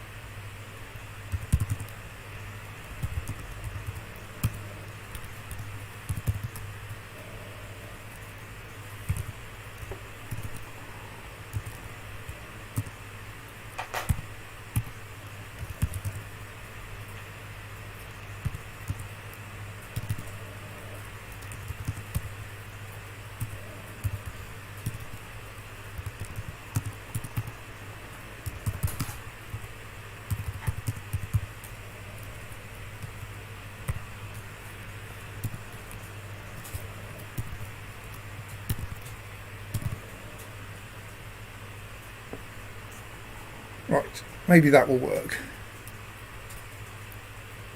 I think that's one instruction longer than an MC4000 allows. Yes.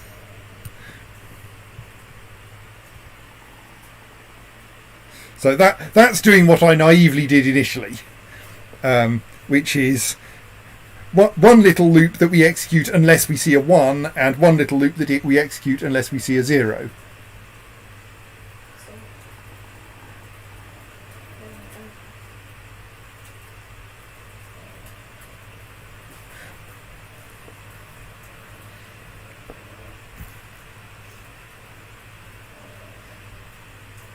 Yes, and Simon has explained the tricky thing here, which is the yes, are we supposed to be oscillating, and what state is the oscillator in?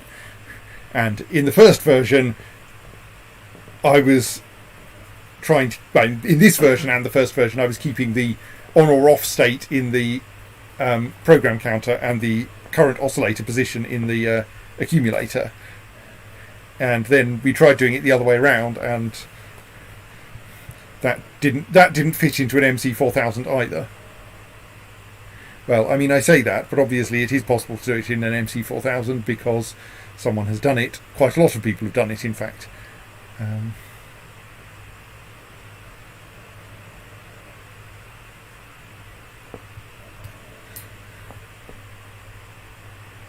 exactly as he'd imagined it.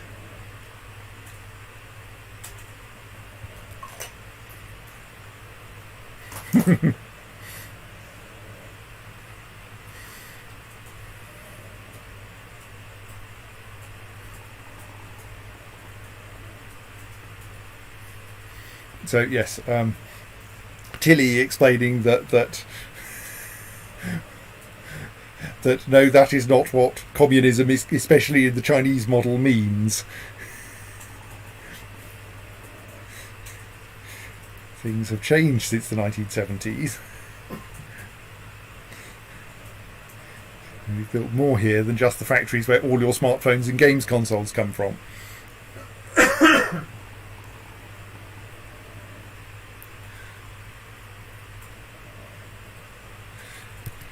So Carl has a little problem for us. He has a project to make a games console. Have you swiped half of these chocolate biscuits, Gareth? Good. That means I haven't accidentally eaten them while I wasn't looking.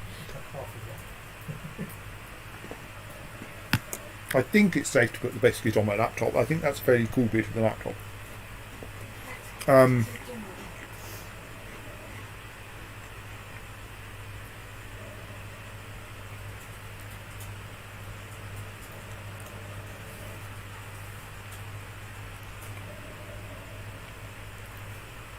Right. Wrapping up a project to make a game console and can use some assistance. Before you get too excited, it sounds far more fun than it actually is. Tiny super cheap box we're making for Sleep Cubes, the big Japanese capsule hotel chain, to stick in every pod. The games will just be some free dross they find, I'm sure. At any rate, got it mostly done, just need a module for the little wireless controller that comes with it. I ping you, you tell me what's going on, nothing much more than that. I think this is the first one of these I haven't tried doing before. So I'll have to eat the second half of the chocolate biscuit in order to be able to cope with it. Though maybe for Ian's sake I should mute the microphone while I eat the chocolate biscuit. So, we have a radio, we have X and Y buttons and A and B buttons. X and Y are an analog joystick. A and B are two digital buttons.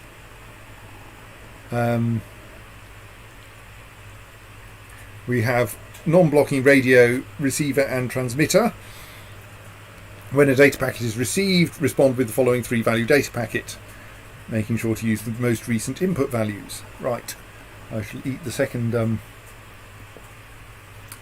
half of my chocolate biscuit with the sound off, and then we can get on with this.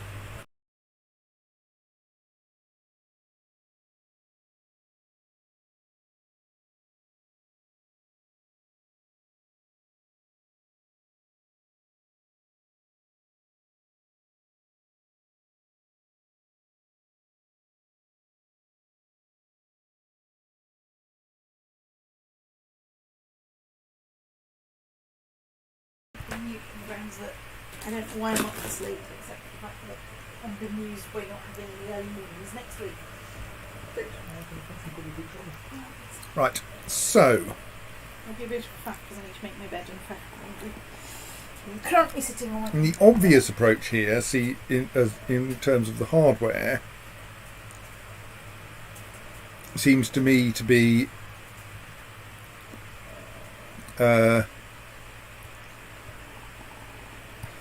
an I/O expander connected up like to that, and then we just hook. Oh no, we need 2 X-bus ports for the radio, don't we? Okay, I reckon this can't sensibly be done with just one MC4000, so I think we're going to need an MC6000, because we need at least 2 simple inputs for these two because they're analog, and 2 X-bus for the radio, and some way to talk to the buttons. And we can't get all of those out of the bits we have at our disposal. You'd have to connect them to each other, and that would use up as many X plus. Yes. So let us splash out on a bigger processor.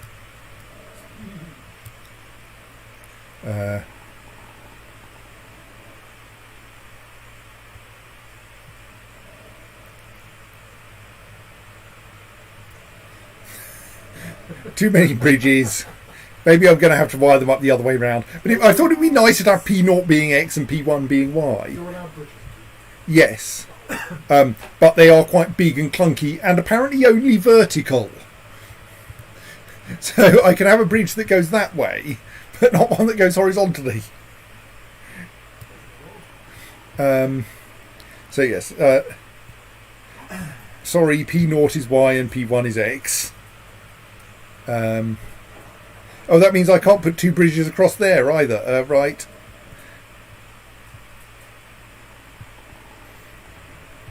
So to get the X bus out from this side, we're going to want to do that.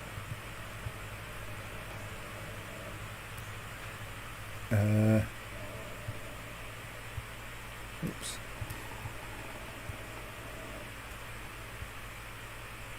Of course, I could put the radio somewhere different.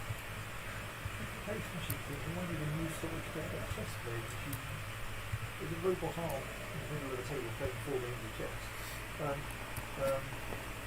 If a bowling small child moves pieces from here to here, robot arm reaches up and breaks the child's finger. And you think, what? I'm not supposed to do that. Yes, so they said, Right, so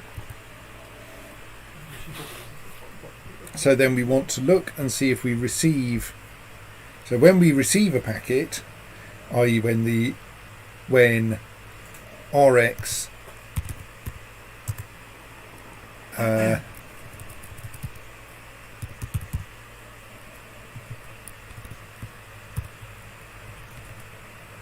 actually that'll do for now. We can improve this later. He says in typical software engineers style, if nothing happens, sleep 1 and jump back to the top. That's probably not what we should do. We should probably actually have a slip 1 right at the bottom of the program, because the whole thing is going to sit there in a loop, isn't it? Yeah, let's actually do that, because I'm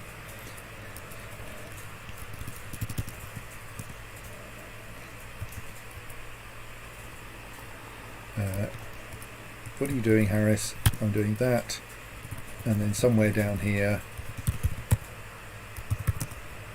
a slip 1 that will then loop back up to the top. Now if I do it like that, I'll just end up pressing return and ramming it against the end of the buffer. There, right. So tab really does not do what I expected it to do. Oh, of course I can get the P0 and P1 the way round I want them, because the microprocessors are so big you can run tracks underneath them. So we can do that, and then we also don't need these bridges.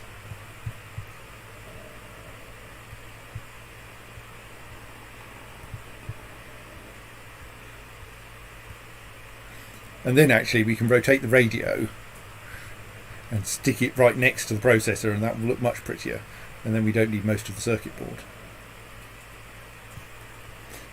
And this is precisely how I am when I'm doing actual printed circuit board design. I spend far too long nicely polishing things that really don't matter.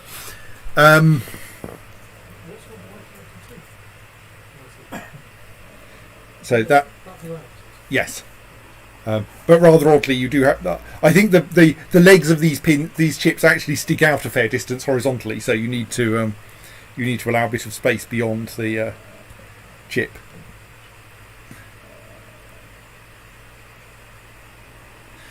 The last actual PCB design I've done that's been made was for my little board that allows my Raspberry Pi to drive a post office clock.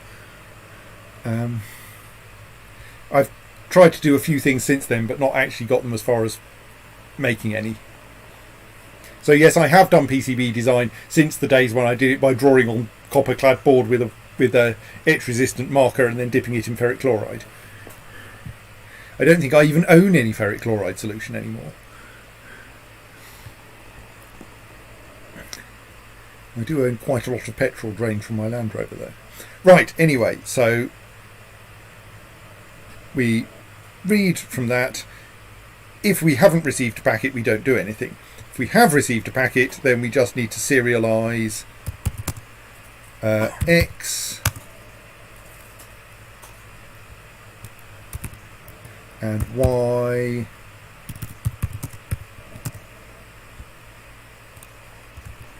and right.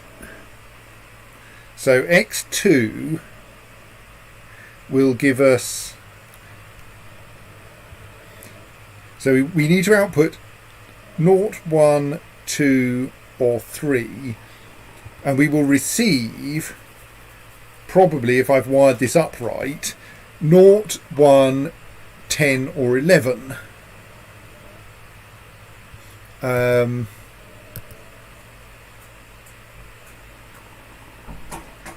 So we could do something like TCP. No, that doesn't quite work. Oh no, but we can probably safely read that X bus input twice, can't we? I have this, again, TIS100 based feeling that I can't read a port twice in succession and get the same value from it, and I have to burn a register to store the data, but I don't at all, because like that the buttons won't change in 2 successive reads mostly.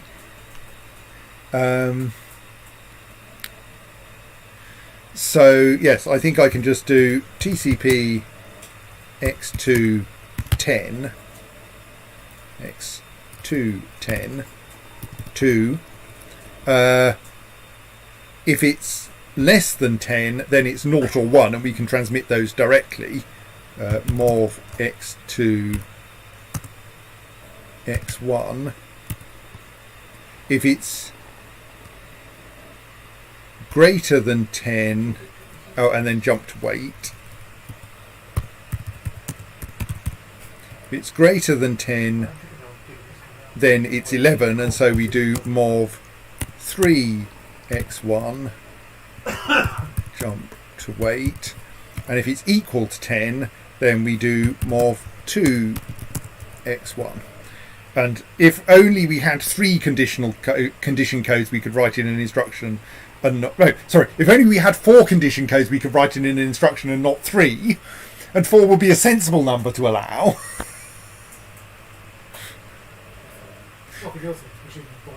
It's true. Yes, it is actually a decimal microcontroller, so we should have 10 possible condition codes.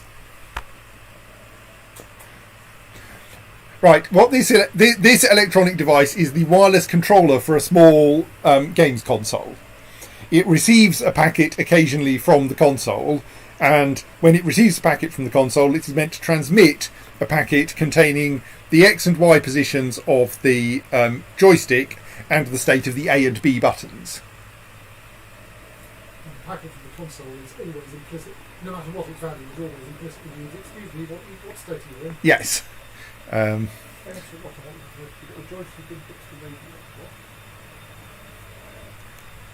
Right. So I think that more or less works. Let's see if the simulator agrees with me.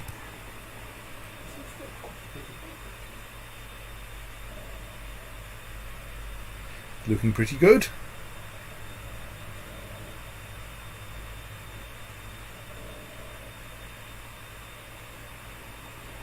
Victory! Ours is even. The first level, as it were, seemed really quite simple with a single thing and an up, down, what. Has it got complicated very quickly, or are you rushing to advance on this? Or? Well, I mean, I'd done all of everything before this one once already, Oh, okay. and like this isn't very complicated. It's just it just reads its 3 inputs whenever it receives a packet over the radio. It has some slightly complicated things involving how it handles the 2 buttons, because it gets told about them in an unhelpful format. I don't know if in this. Oh yes, you can see the. Can't let me turn the speed up.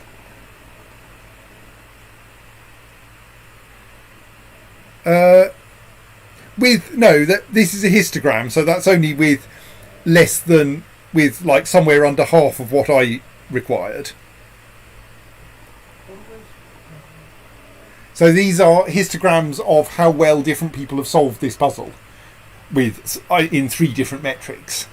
So you have the cost of the parts you needed to make it, the power usage, i.e. the number of instructions executed when running the tests, and number of lines of code in the in all of the processors on the board. So that's the number of people. So in here, in each histogram, the x-axis is the metric, and the y-axis is number of people who did it with that value of the with in that bucket of that of values of that metric. Some of people did it in 0 to 125. Yes. And so yes, my one is slightly over 5 yuan because it's 6 yuan. And yes, 11 lines of code, though you can clearly do it in fewer.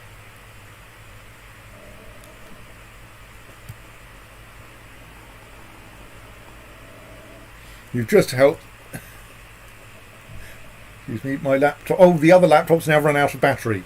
Stoats. Right. Well, let me just move. Oh no, let me just relog into IRC there, except that hasn't. No, Stoats. Let's not attempt to do that for now.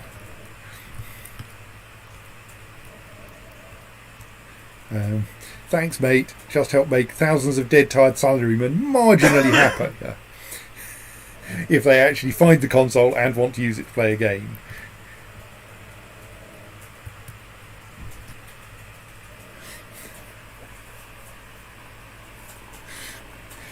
Scientists have shown that a lack of real-life ties to others can lead to depression, which in turn can negatively affect performance at work.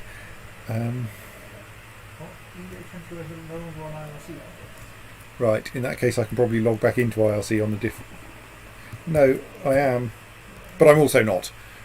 What? Yes, I can't read IRC because the laptop I was running IRC on failed. Ran out of battery because I'm a stoat. BJH21 as a person, as a user, is still logged in, so I need to do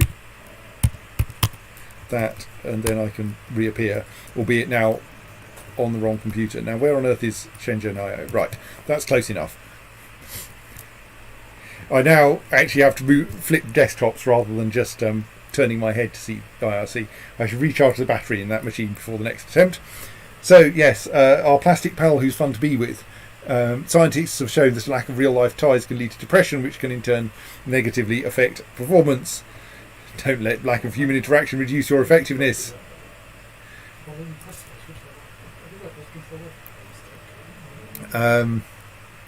Virtual friends are quality friends nearly indistinguishable from real-life people.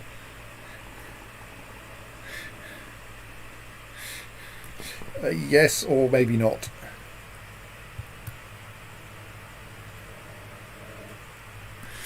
Tag, you're it. Please don't blame me for this. I have a friend, more like an acquaintance really, from a while back, many jobs ago. He's always been a bit of a nutter, and I guess what happened is he has made a decent bit of cash with an app or something and decided to retire from the programmer's life and build laser tag arenas for the rest of his days. That's not the worst of it. He's calling his franchise to be the Awesome Plex. Capitals his. In any case, he wanted to see if we could make some scorekeeping wearables for it. And I said yes, and I'm not entirely sure why. I suppose in the unlikely event that his arenas do take off, it'll look brilliant in hindsight. Awesome Plex. When it's done, we should try a match in the office. Laser tag looks like so much fun. G being practical, a lot of simple inputs either on or off, too many for a microcontroller on its own, but a good use of the DX300, which we've been using quite a lot already, but this is presumably the point where you really actually have to learn about the DX300. So,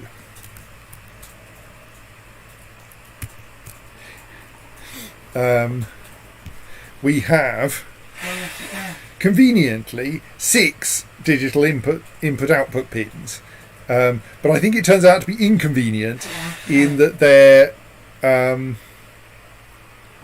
in that they're not all input or output in the way you'd like. Though maybe we can get away with that. So I mean, the crudely obvious approach is, well, we'll just hook up a DX. I haven't even read the spec yet. A DX300 to each of these. Right, then we're going to need something which has 3 X-bus ports. So we could try using an MC4000X, which has 4 X-bus ports and nothing else, and then just hook one of them up to the ammo preset, one of them up to those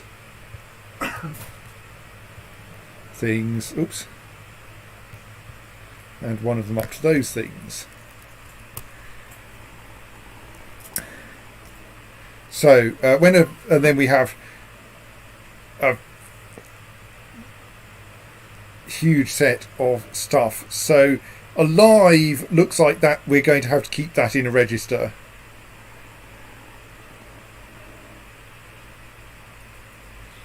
Fire output is basically controlled by the trigger. So, we also need a register for storing how many bullets we've got left, or rather how many shots we've got left. So it's presumably lasers.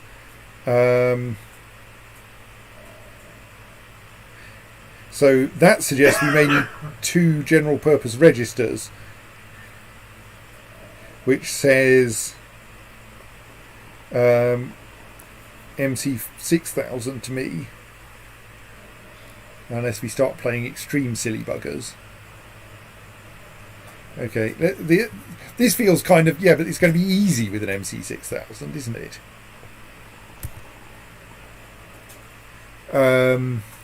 So we'll then have DAT store alive dead state and ACT store number of bullets. So we obviously start with initialize number of available shots.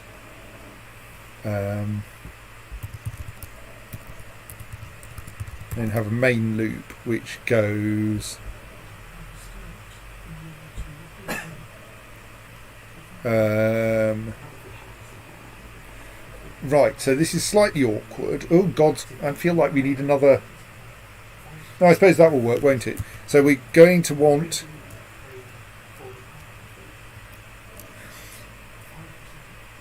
yes, so Ian suggests the possibility of using the digits of our thing to represent. Oh, if we're dead, does it matter what our ammo count is?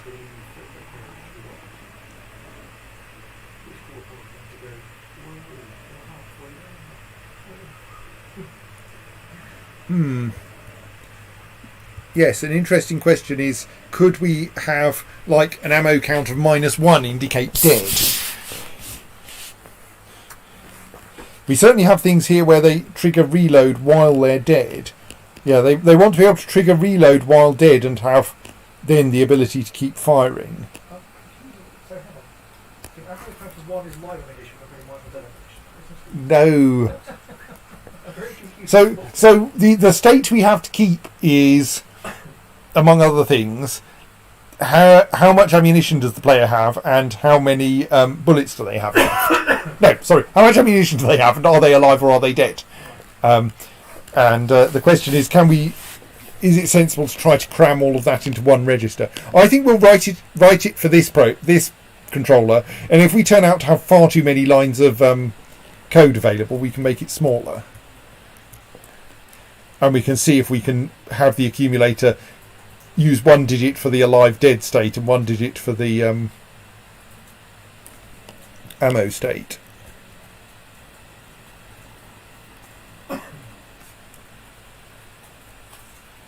So then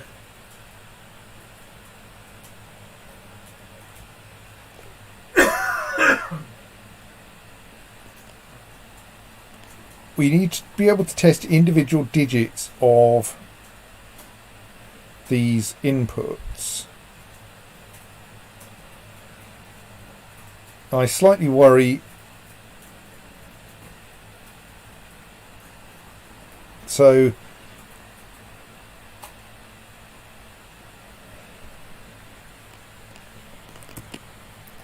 problem is I immediately try to write TST for testing a small bit field out of an input register, and then no, this processor doesn't have that instruction. I'm thinking it's got a TEQ instruction, so I expect a TST instruction to go alongside it.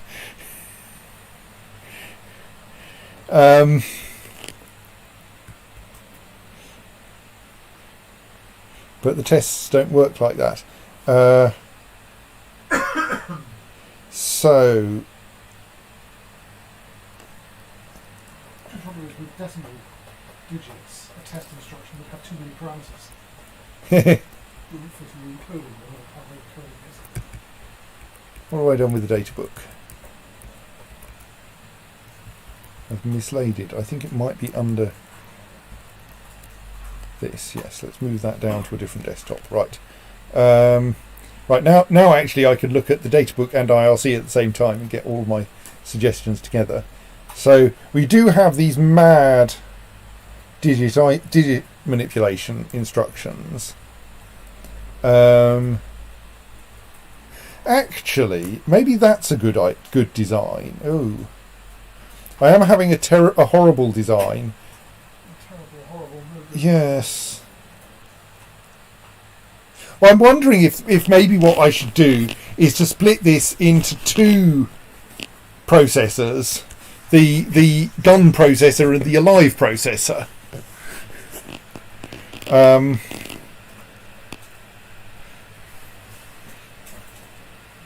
And then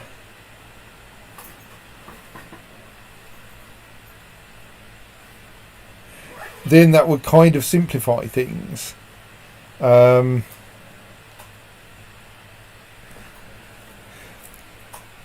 Because otherwise, yes, the digital.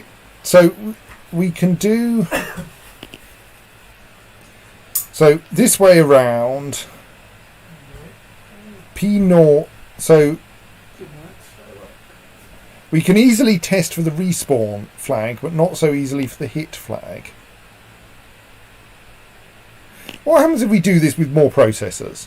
I feel that I'm going to get myself into a tangle here if I do this. But actually, there's almost no. Oh, no, there is. Oh, yeah, but that's only one. Oh, and then they'll end up synchronized. Maybe that doesn't work.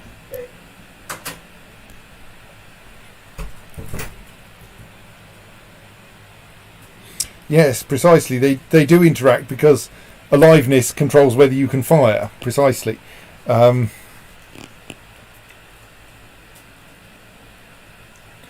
Though we have got some simple I/O as well, so maybe I can, maybe what I can do. So how many inputs do we have? We have 4 inputs and 2 outputs. So, and we've got a spare X bus as well if we want to split things up further in order to make programming easier.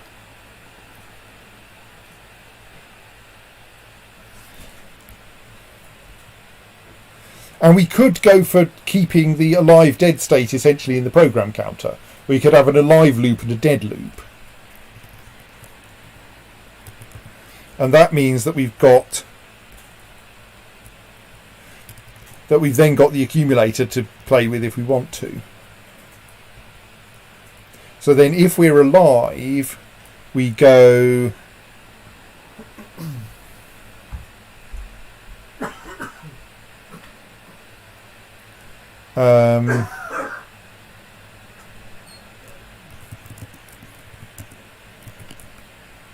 let's force the alive light on, or the alive signal on.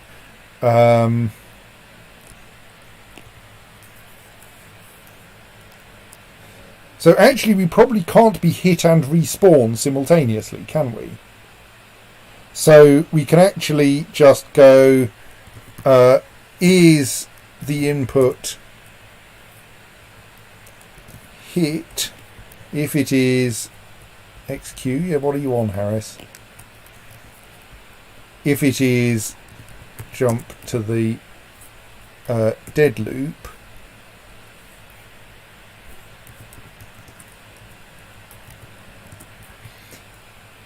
and then actually we don't care about respawn at this stage. So then, are we trying to fire?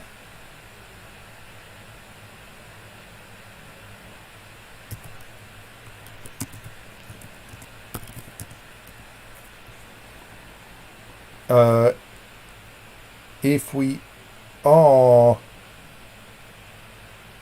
is there a TNE? No, but we can do TGT. If we are trying to fire, then check the ammo count.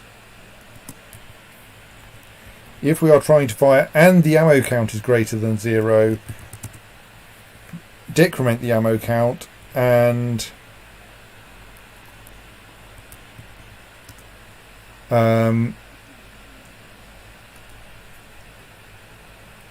those are actually the wrong way round. And fire. If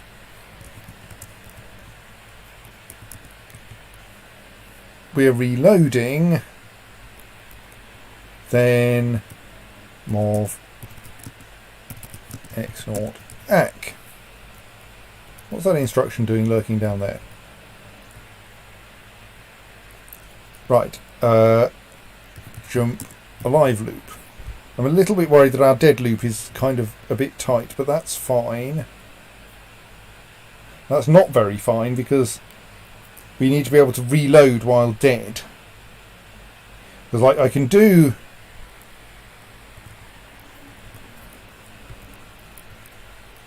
GEQ X1 10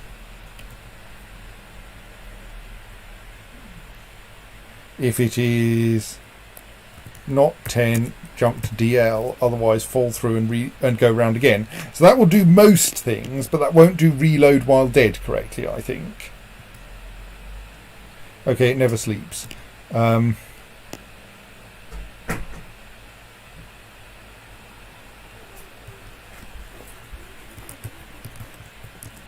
Okay, it also won't do being dead correctly. Oh, and we have to start dead, apparently.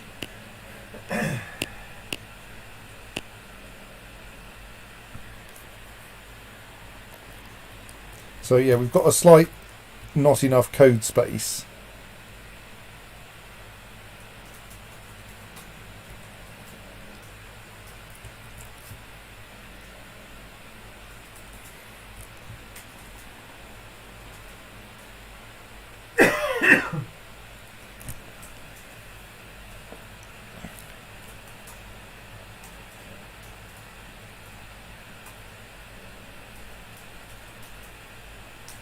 So maybe we should try the two processor approach because I'm running out of code space in this one processor.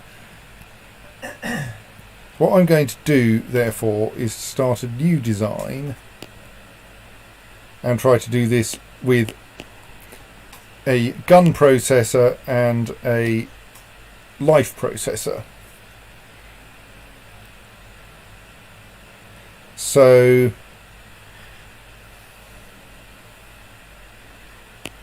they obviously have to share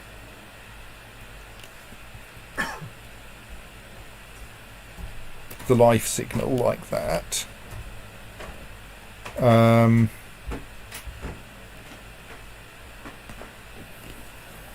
then hit and respawn both have to be connected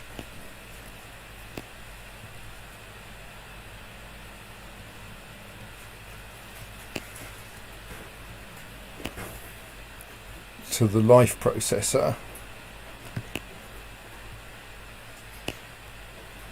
and that has to be connected to the gun processor, and then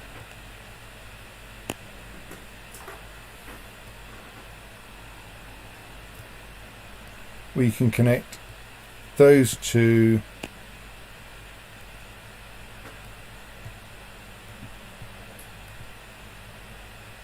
like that, and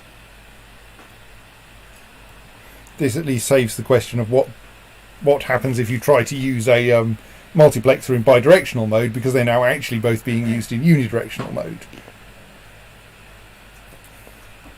So, yes, we can write... Well, we can't quite write random text. We can add notes.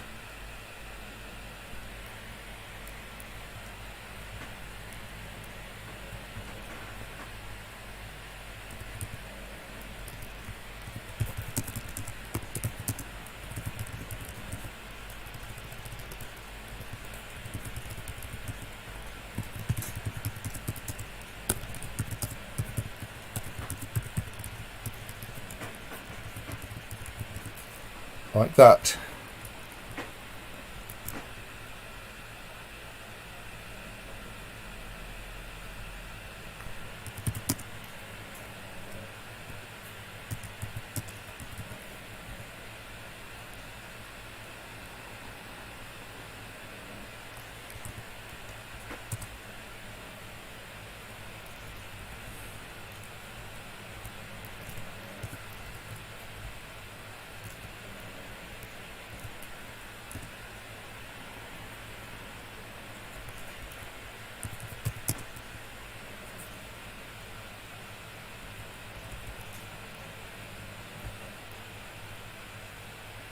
It doesn't quite work for reasons,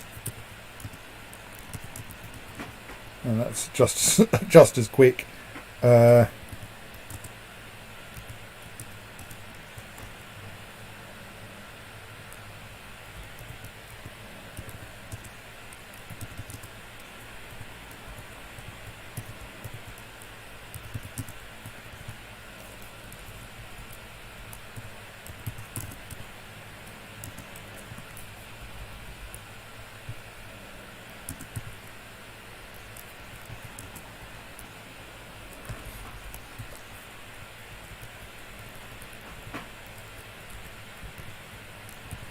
Right, how about that for a no, that's got a problem. It doesn't test for whether you're alive before firing.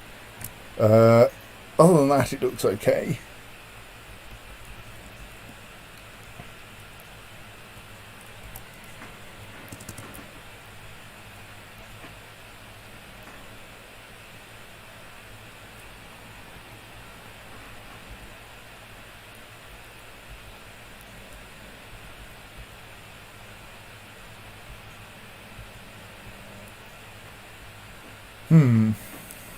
Well, let's keep it like that, and we'll come back to that and work out if we can fit everything else in, and maybe we have to upgrade that processor as well.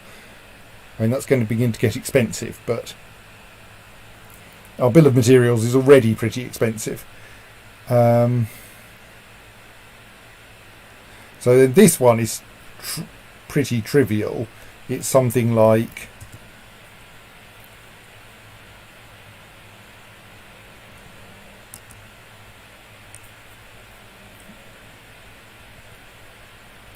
we start off dead, we see if we've been asked to respawn, if we have jumped to alive,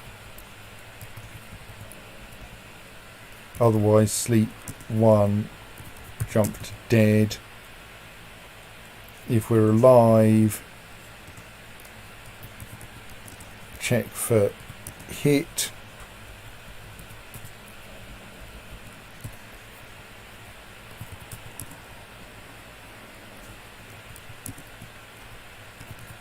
And the only slight problem is we never actually signal our alive state, which means since I only have one instruction spare, I can't write it like that. Can I do this sneakily by making those numbers a bit bigger?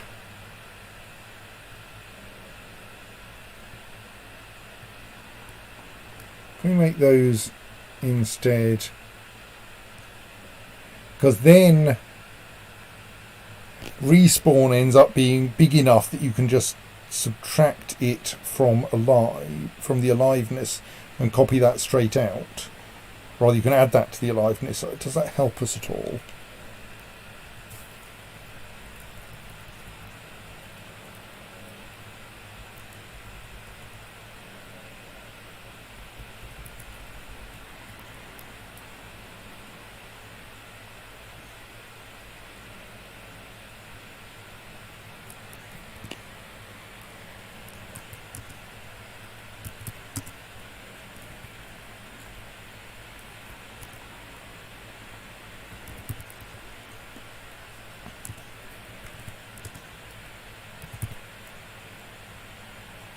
Yeah, of course, it's much simpler than that, isn't it? What on earth was I doing making it so complicated? It's fine to be hit when you're already dead. It's fine to be respawned when you're already alive.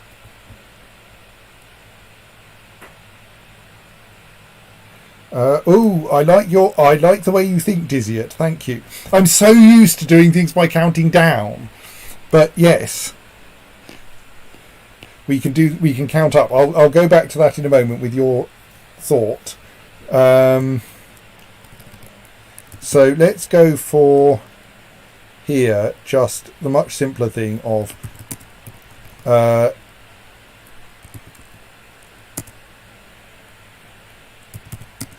have we been hit? If we have been hit, we are not alive. Have we been respawned? If we have been respawned, we are alive. There, right. Very simple. We just keep the state in the output buffer.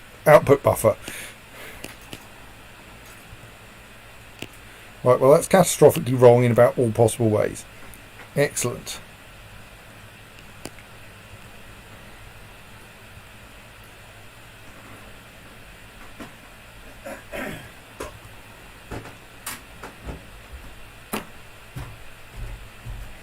Yeah, because it would kind of help if I actually conditionalised the conditional instructions, wouldn't it?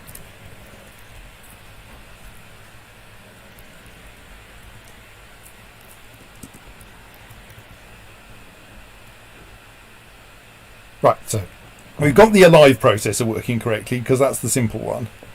Now, Dizzyet had the sensible plan that rather than testing ammo for have we run out, we instead test for have we fired enough shots, because that's just as cheap. You could, for instance, write TLT at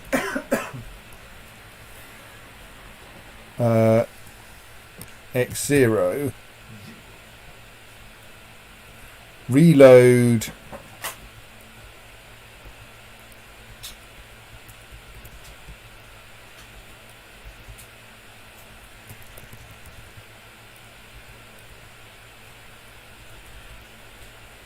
now. I've already forgotten how most of this code works. So that's release fire. Test whether we are reloading. If we are, then MOV 0 to ACK. Test whether we are triggering. If we are, then have we fired too many shots? If we haven't, then MOV, then activate the fire button and fire and sleep, and then we just need to add into here an additional and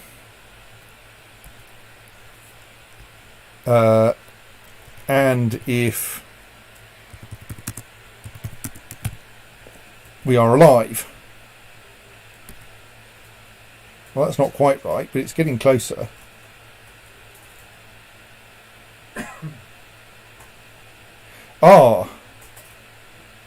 We don't start with the gun fully loaded, apparently.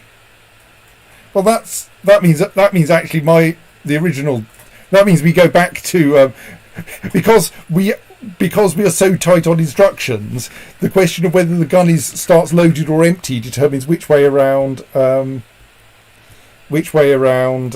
we have to count things. So back to the original version. Where we reload the accumulator from X1, we decrement when we fire, and we do a GT ACK 0. Right.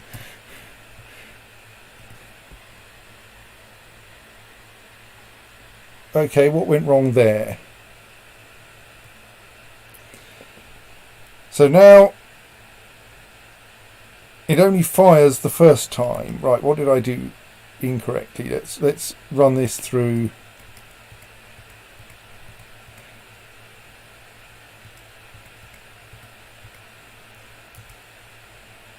So reload. Oh, have I just typoed something stupidly? Oh yes, I'm reading from the wrong input.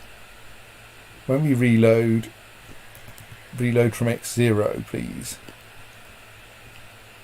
It's working perfectly. It was just loading the gun with 1 bullet rather than 5. Hurrah!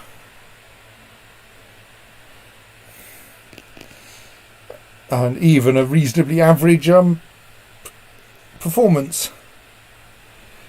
Right, there clearly are ways to do it with different better results, but with fewer parts.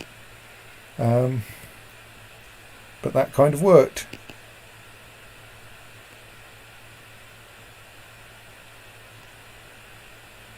Joe, it would be great if you focused on business instead of constantly suggesting distractions. Also, I would destroy you.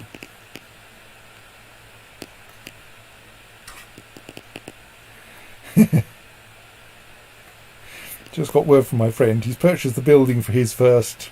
I can't bring myself to write it out. His first location.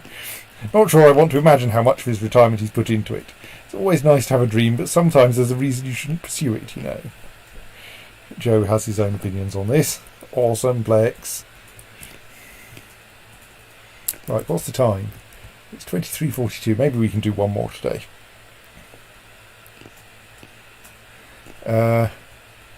We have 2 options here.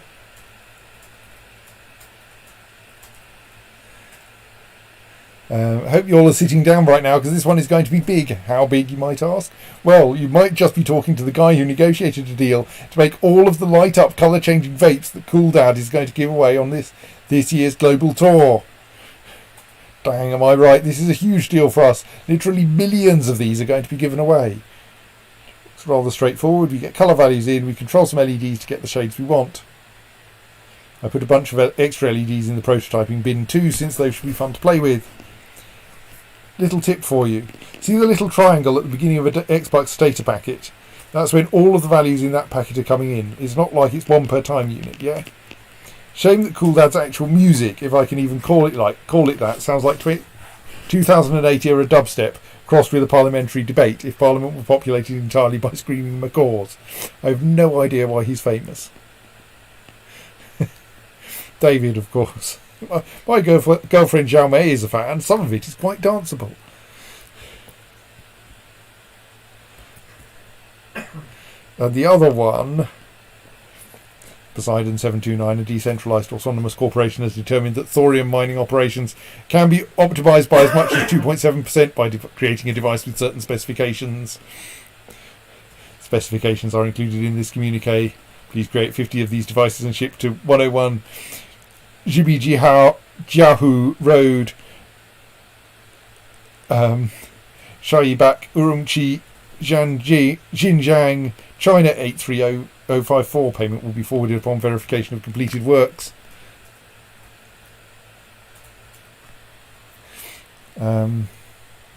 What is this? Company run without human involvement. It has money and investors, but it makes decisions for itself on what to do with that money, using information from multiple lower-level monitoring and analysis programs. Some of my classmates were studying them when I was at Princeton, but lately the hype died down somewhat. I guess there are still some operating now, maybe even doing well. Why don't we do the job for it and see what happens?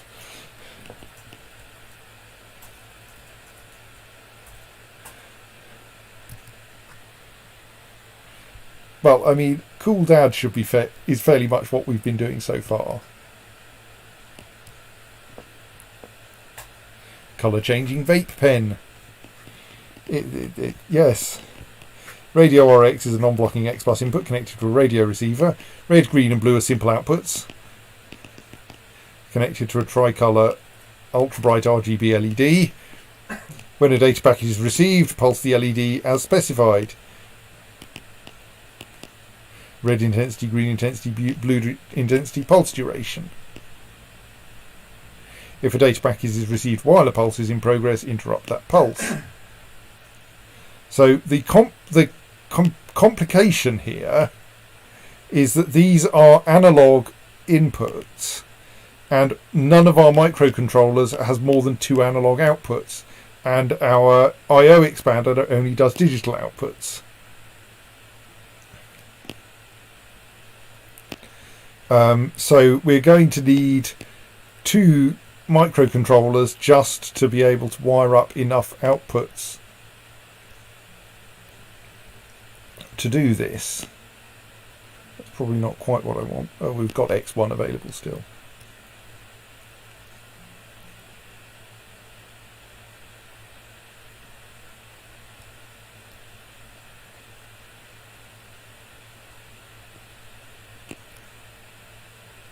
Yeah, okay, I appreciate that I slipped. Oh, there's a notch in the bloody circuit board there.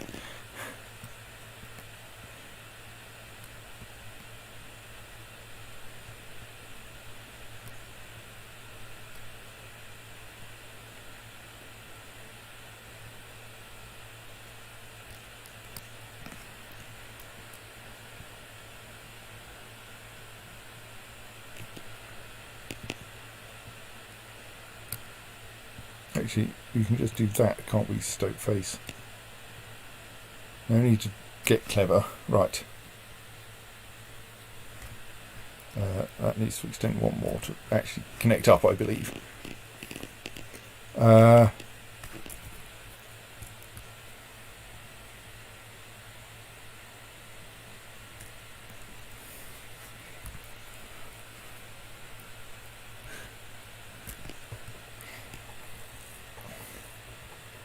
So, yes, but I don't like that kind of K-pop. Let's see. This is probably fairly simple. We will essentially sit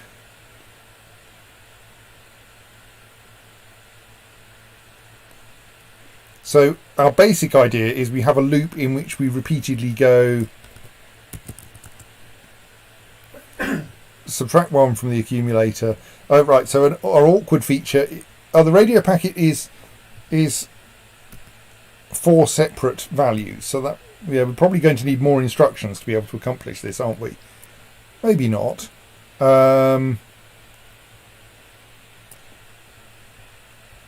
the slight problem is that we're going to receive -999 or the red intensity.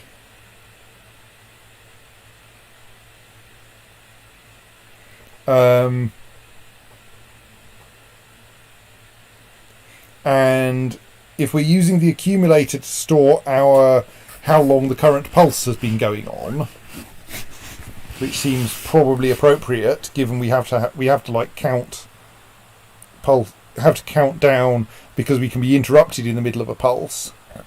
That means we can't move the first byte of the first byte. Yes, it is a byte really, maybe 11 bits wide, but it's still a byte.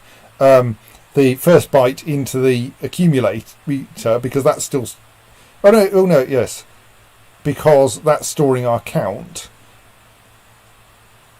And if we don't move it to the accumulator, we can't compare it against -999 and copy it to P1 if it isn't.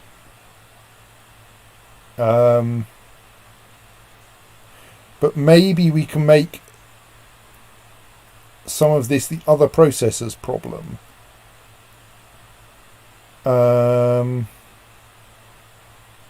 Does that help? So you have one of them that's responsible for counting and one of them that's responsible for detecting radio packets. Okay, let's try that. So this one will move the first byte of the packet into its accumulator, test if it's -999,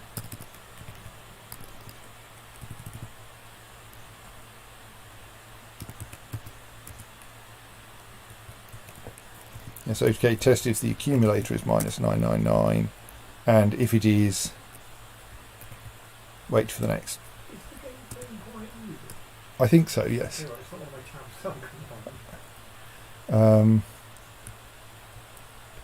And then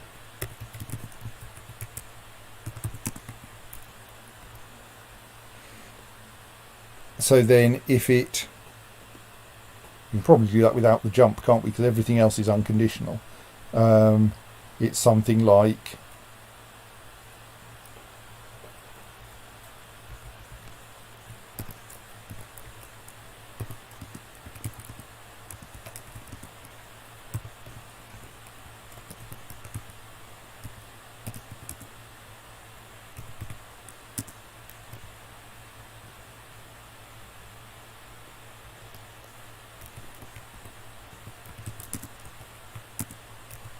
So we copy the one we just tested into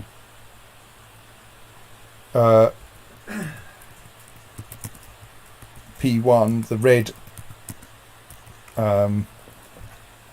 thing, and then the others to the other processor. Now the problem is now that we need a way to interrupt that other processor, or rather, because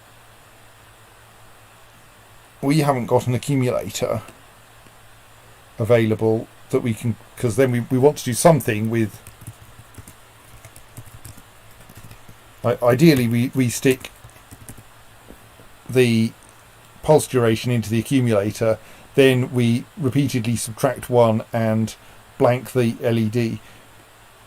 Problem here is I just go, yeah, let's just throw some more hardware at the problem, like 2 more yuan, and we get something that's easier, much easier to work with.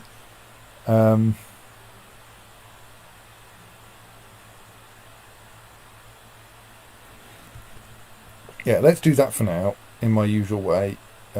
Yes, that's not connected. That's because I'm just going to paste in something bigger.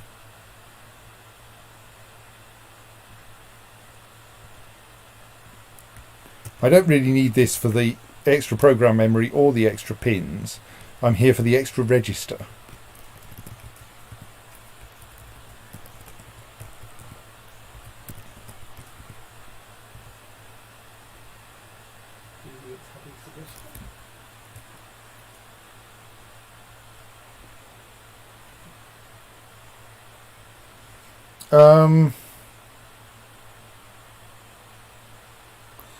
Well, in my design, the second one's accumulator is our counter that counts how long we still have to run. So if I read, hang on, how does that help?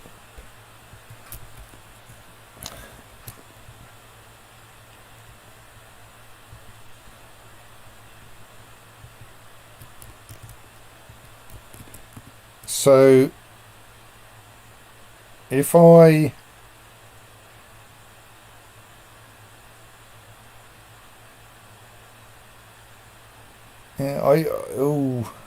so yes, that one, of course, we don't.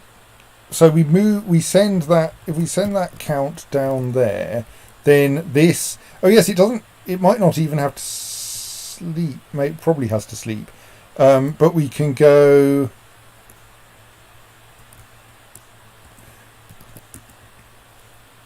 I feel we still don't have enough. Now we're actually short of instructions.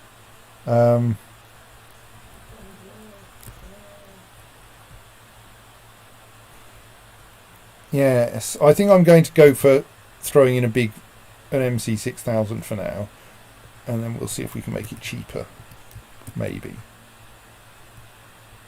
So obviously now where that says X1, it should say X3. Because this now, I think, except that one, of course, goes into AC. And then we have another bit here that says if we aren't processing a new packet, sub 1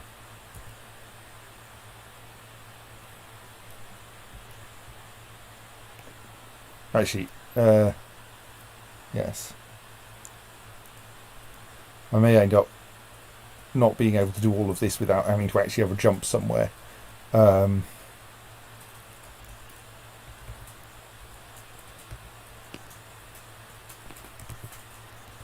If the result, if our timer hits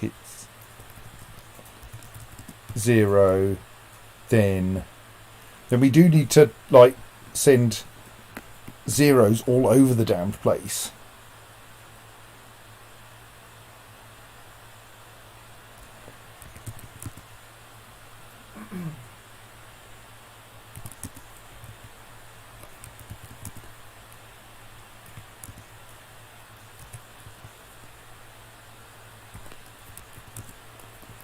We've got just about enough time to do it. Right, there must be a better way to write this.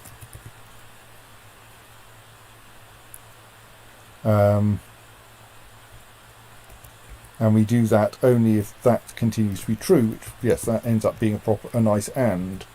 Okay, that fits. So then this processor simply waits for an input on X0 and reads out the green intensity. Doesn't need to. Yeah, I'm copying too many things now, aren't I? It's now just acting as an analog demultiplexer. So it just has to go X0 to P0, 0 to P1. Because the timing is now handled entirely in that one.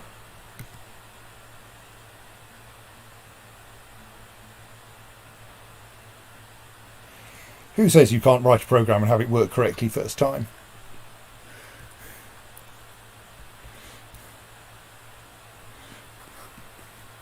Are there any bonus points for that? No. But like, there's this thing that obviously no programmer ever writes a program and has it work perfectly first time. I'd like, you can. I mean, I'm mildly astonished in this case. And you can run it quite efficiently in lines of code as well, doing that. Yes. But expensive. Uh, The power side. yeah, the power usage is not perfect, but yes. Right, well, it's now 2 minutes to midnight. I think I timed that pretty well. So, let's just see what our next potential design is, but we won't attempt it. Oh, we haven't... oh, there we are. Oh, undocumented instruction.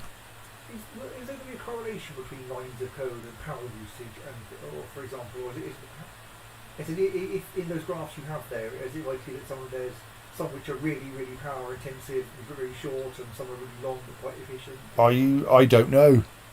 I would expect that lines of code and cost will tend to correlate, because if you're a major reason why you need more expensive processors is to be able to fit more code into them. But equally, maybe you're doing lots of stuff to cope with fewer registers. Yes, indeed. So I was chatting with a mate at the pub, and it comes to light those Cheng Chang microcontrollers we use everywhere have a secret instruction that isn't in any of the documentation. Takes the form of Gen P RIRI, and it will conveniently generate a pulse on any simple I/O pin. The signal switches on, then off for however many times you want, using the last two operands. Gen PXY is equivalent to MOV 100p SLUP X, MOV 0p SLUP Y. Bloody hell. Actually, it is in the documentation, the Chinese version, just like the at conditional. The what? The at conditional. Right. I think I have the Chinese documentation here. Putting an at symbol at the beginning of an instruction causes it to execute only once. How have you been initializing code? Yeah, okay, I see how it is. Right, well, if I press open... Because I'd looked at the Chinese documentation, and it's perfectly sensible it has a Chinese documentation. It also can be switched into Chinese. I had not considered that maybe I should be reading the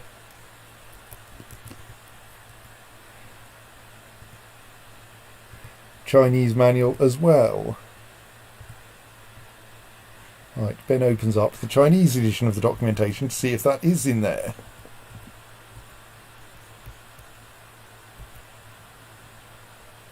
Well, you say that it's in there.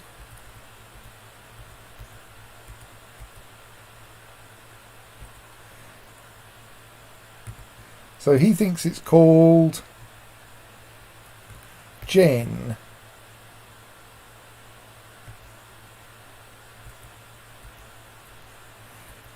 It doesn't actually seem to be in the Chinese version of the documentation. Unless I'm being particularly blind.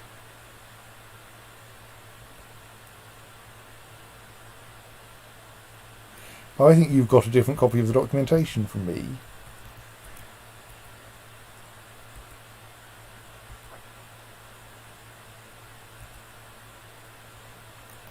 And similarly, this only lists plus and minus conditionals.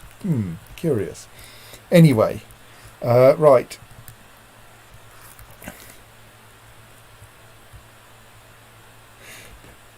Maybe given that the actual Chinese documentation doesn't seem to include this, maybe it just does something completely different. There is another bit where one of the data sheets in the English manual is entirely in Chinese, and it doesn't quite correspond with the it doesn't quite match up with the corresponding data sheet in the Chinese documentation.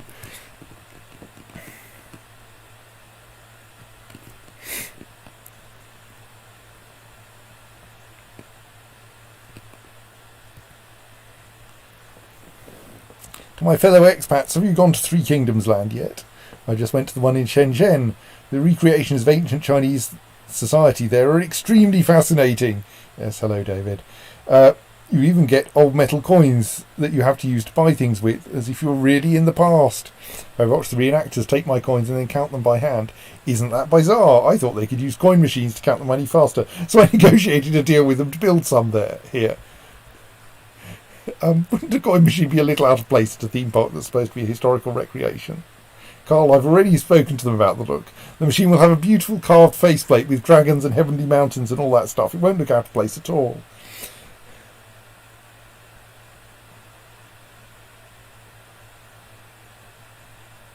Okay, I'm going to look at this one. So it has in 1 in 5 simple inputs, a price, a bell to indicate when the correct money has been paid, and outputs for providing change. Right, well, that I think will be a job for next time. So let us close down our Chengdu Gainan Information Technology Co. Limited CAD system. I suppose we could look at the device 2A27, couldn't we?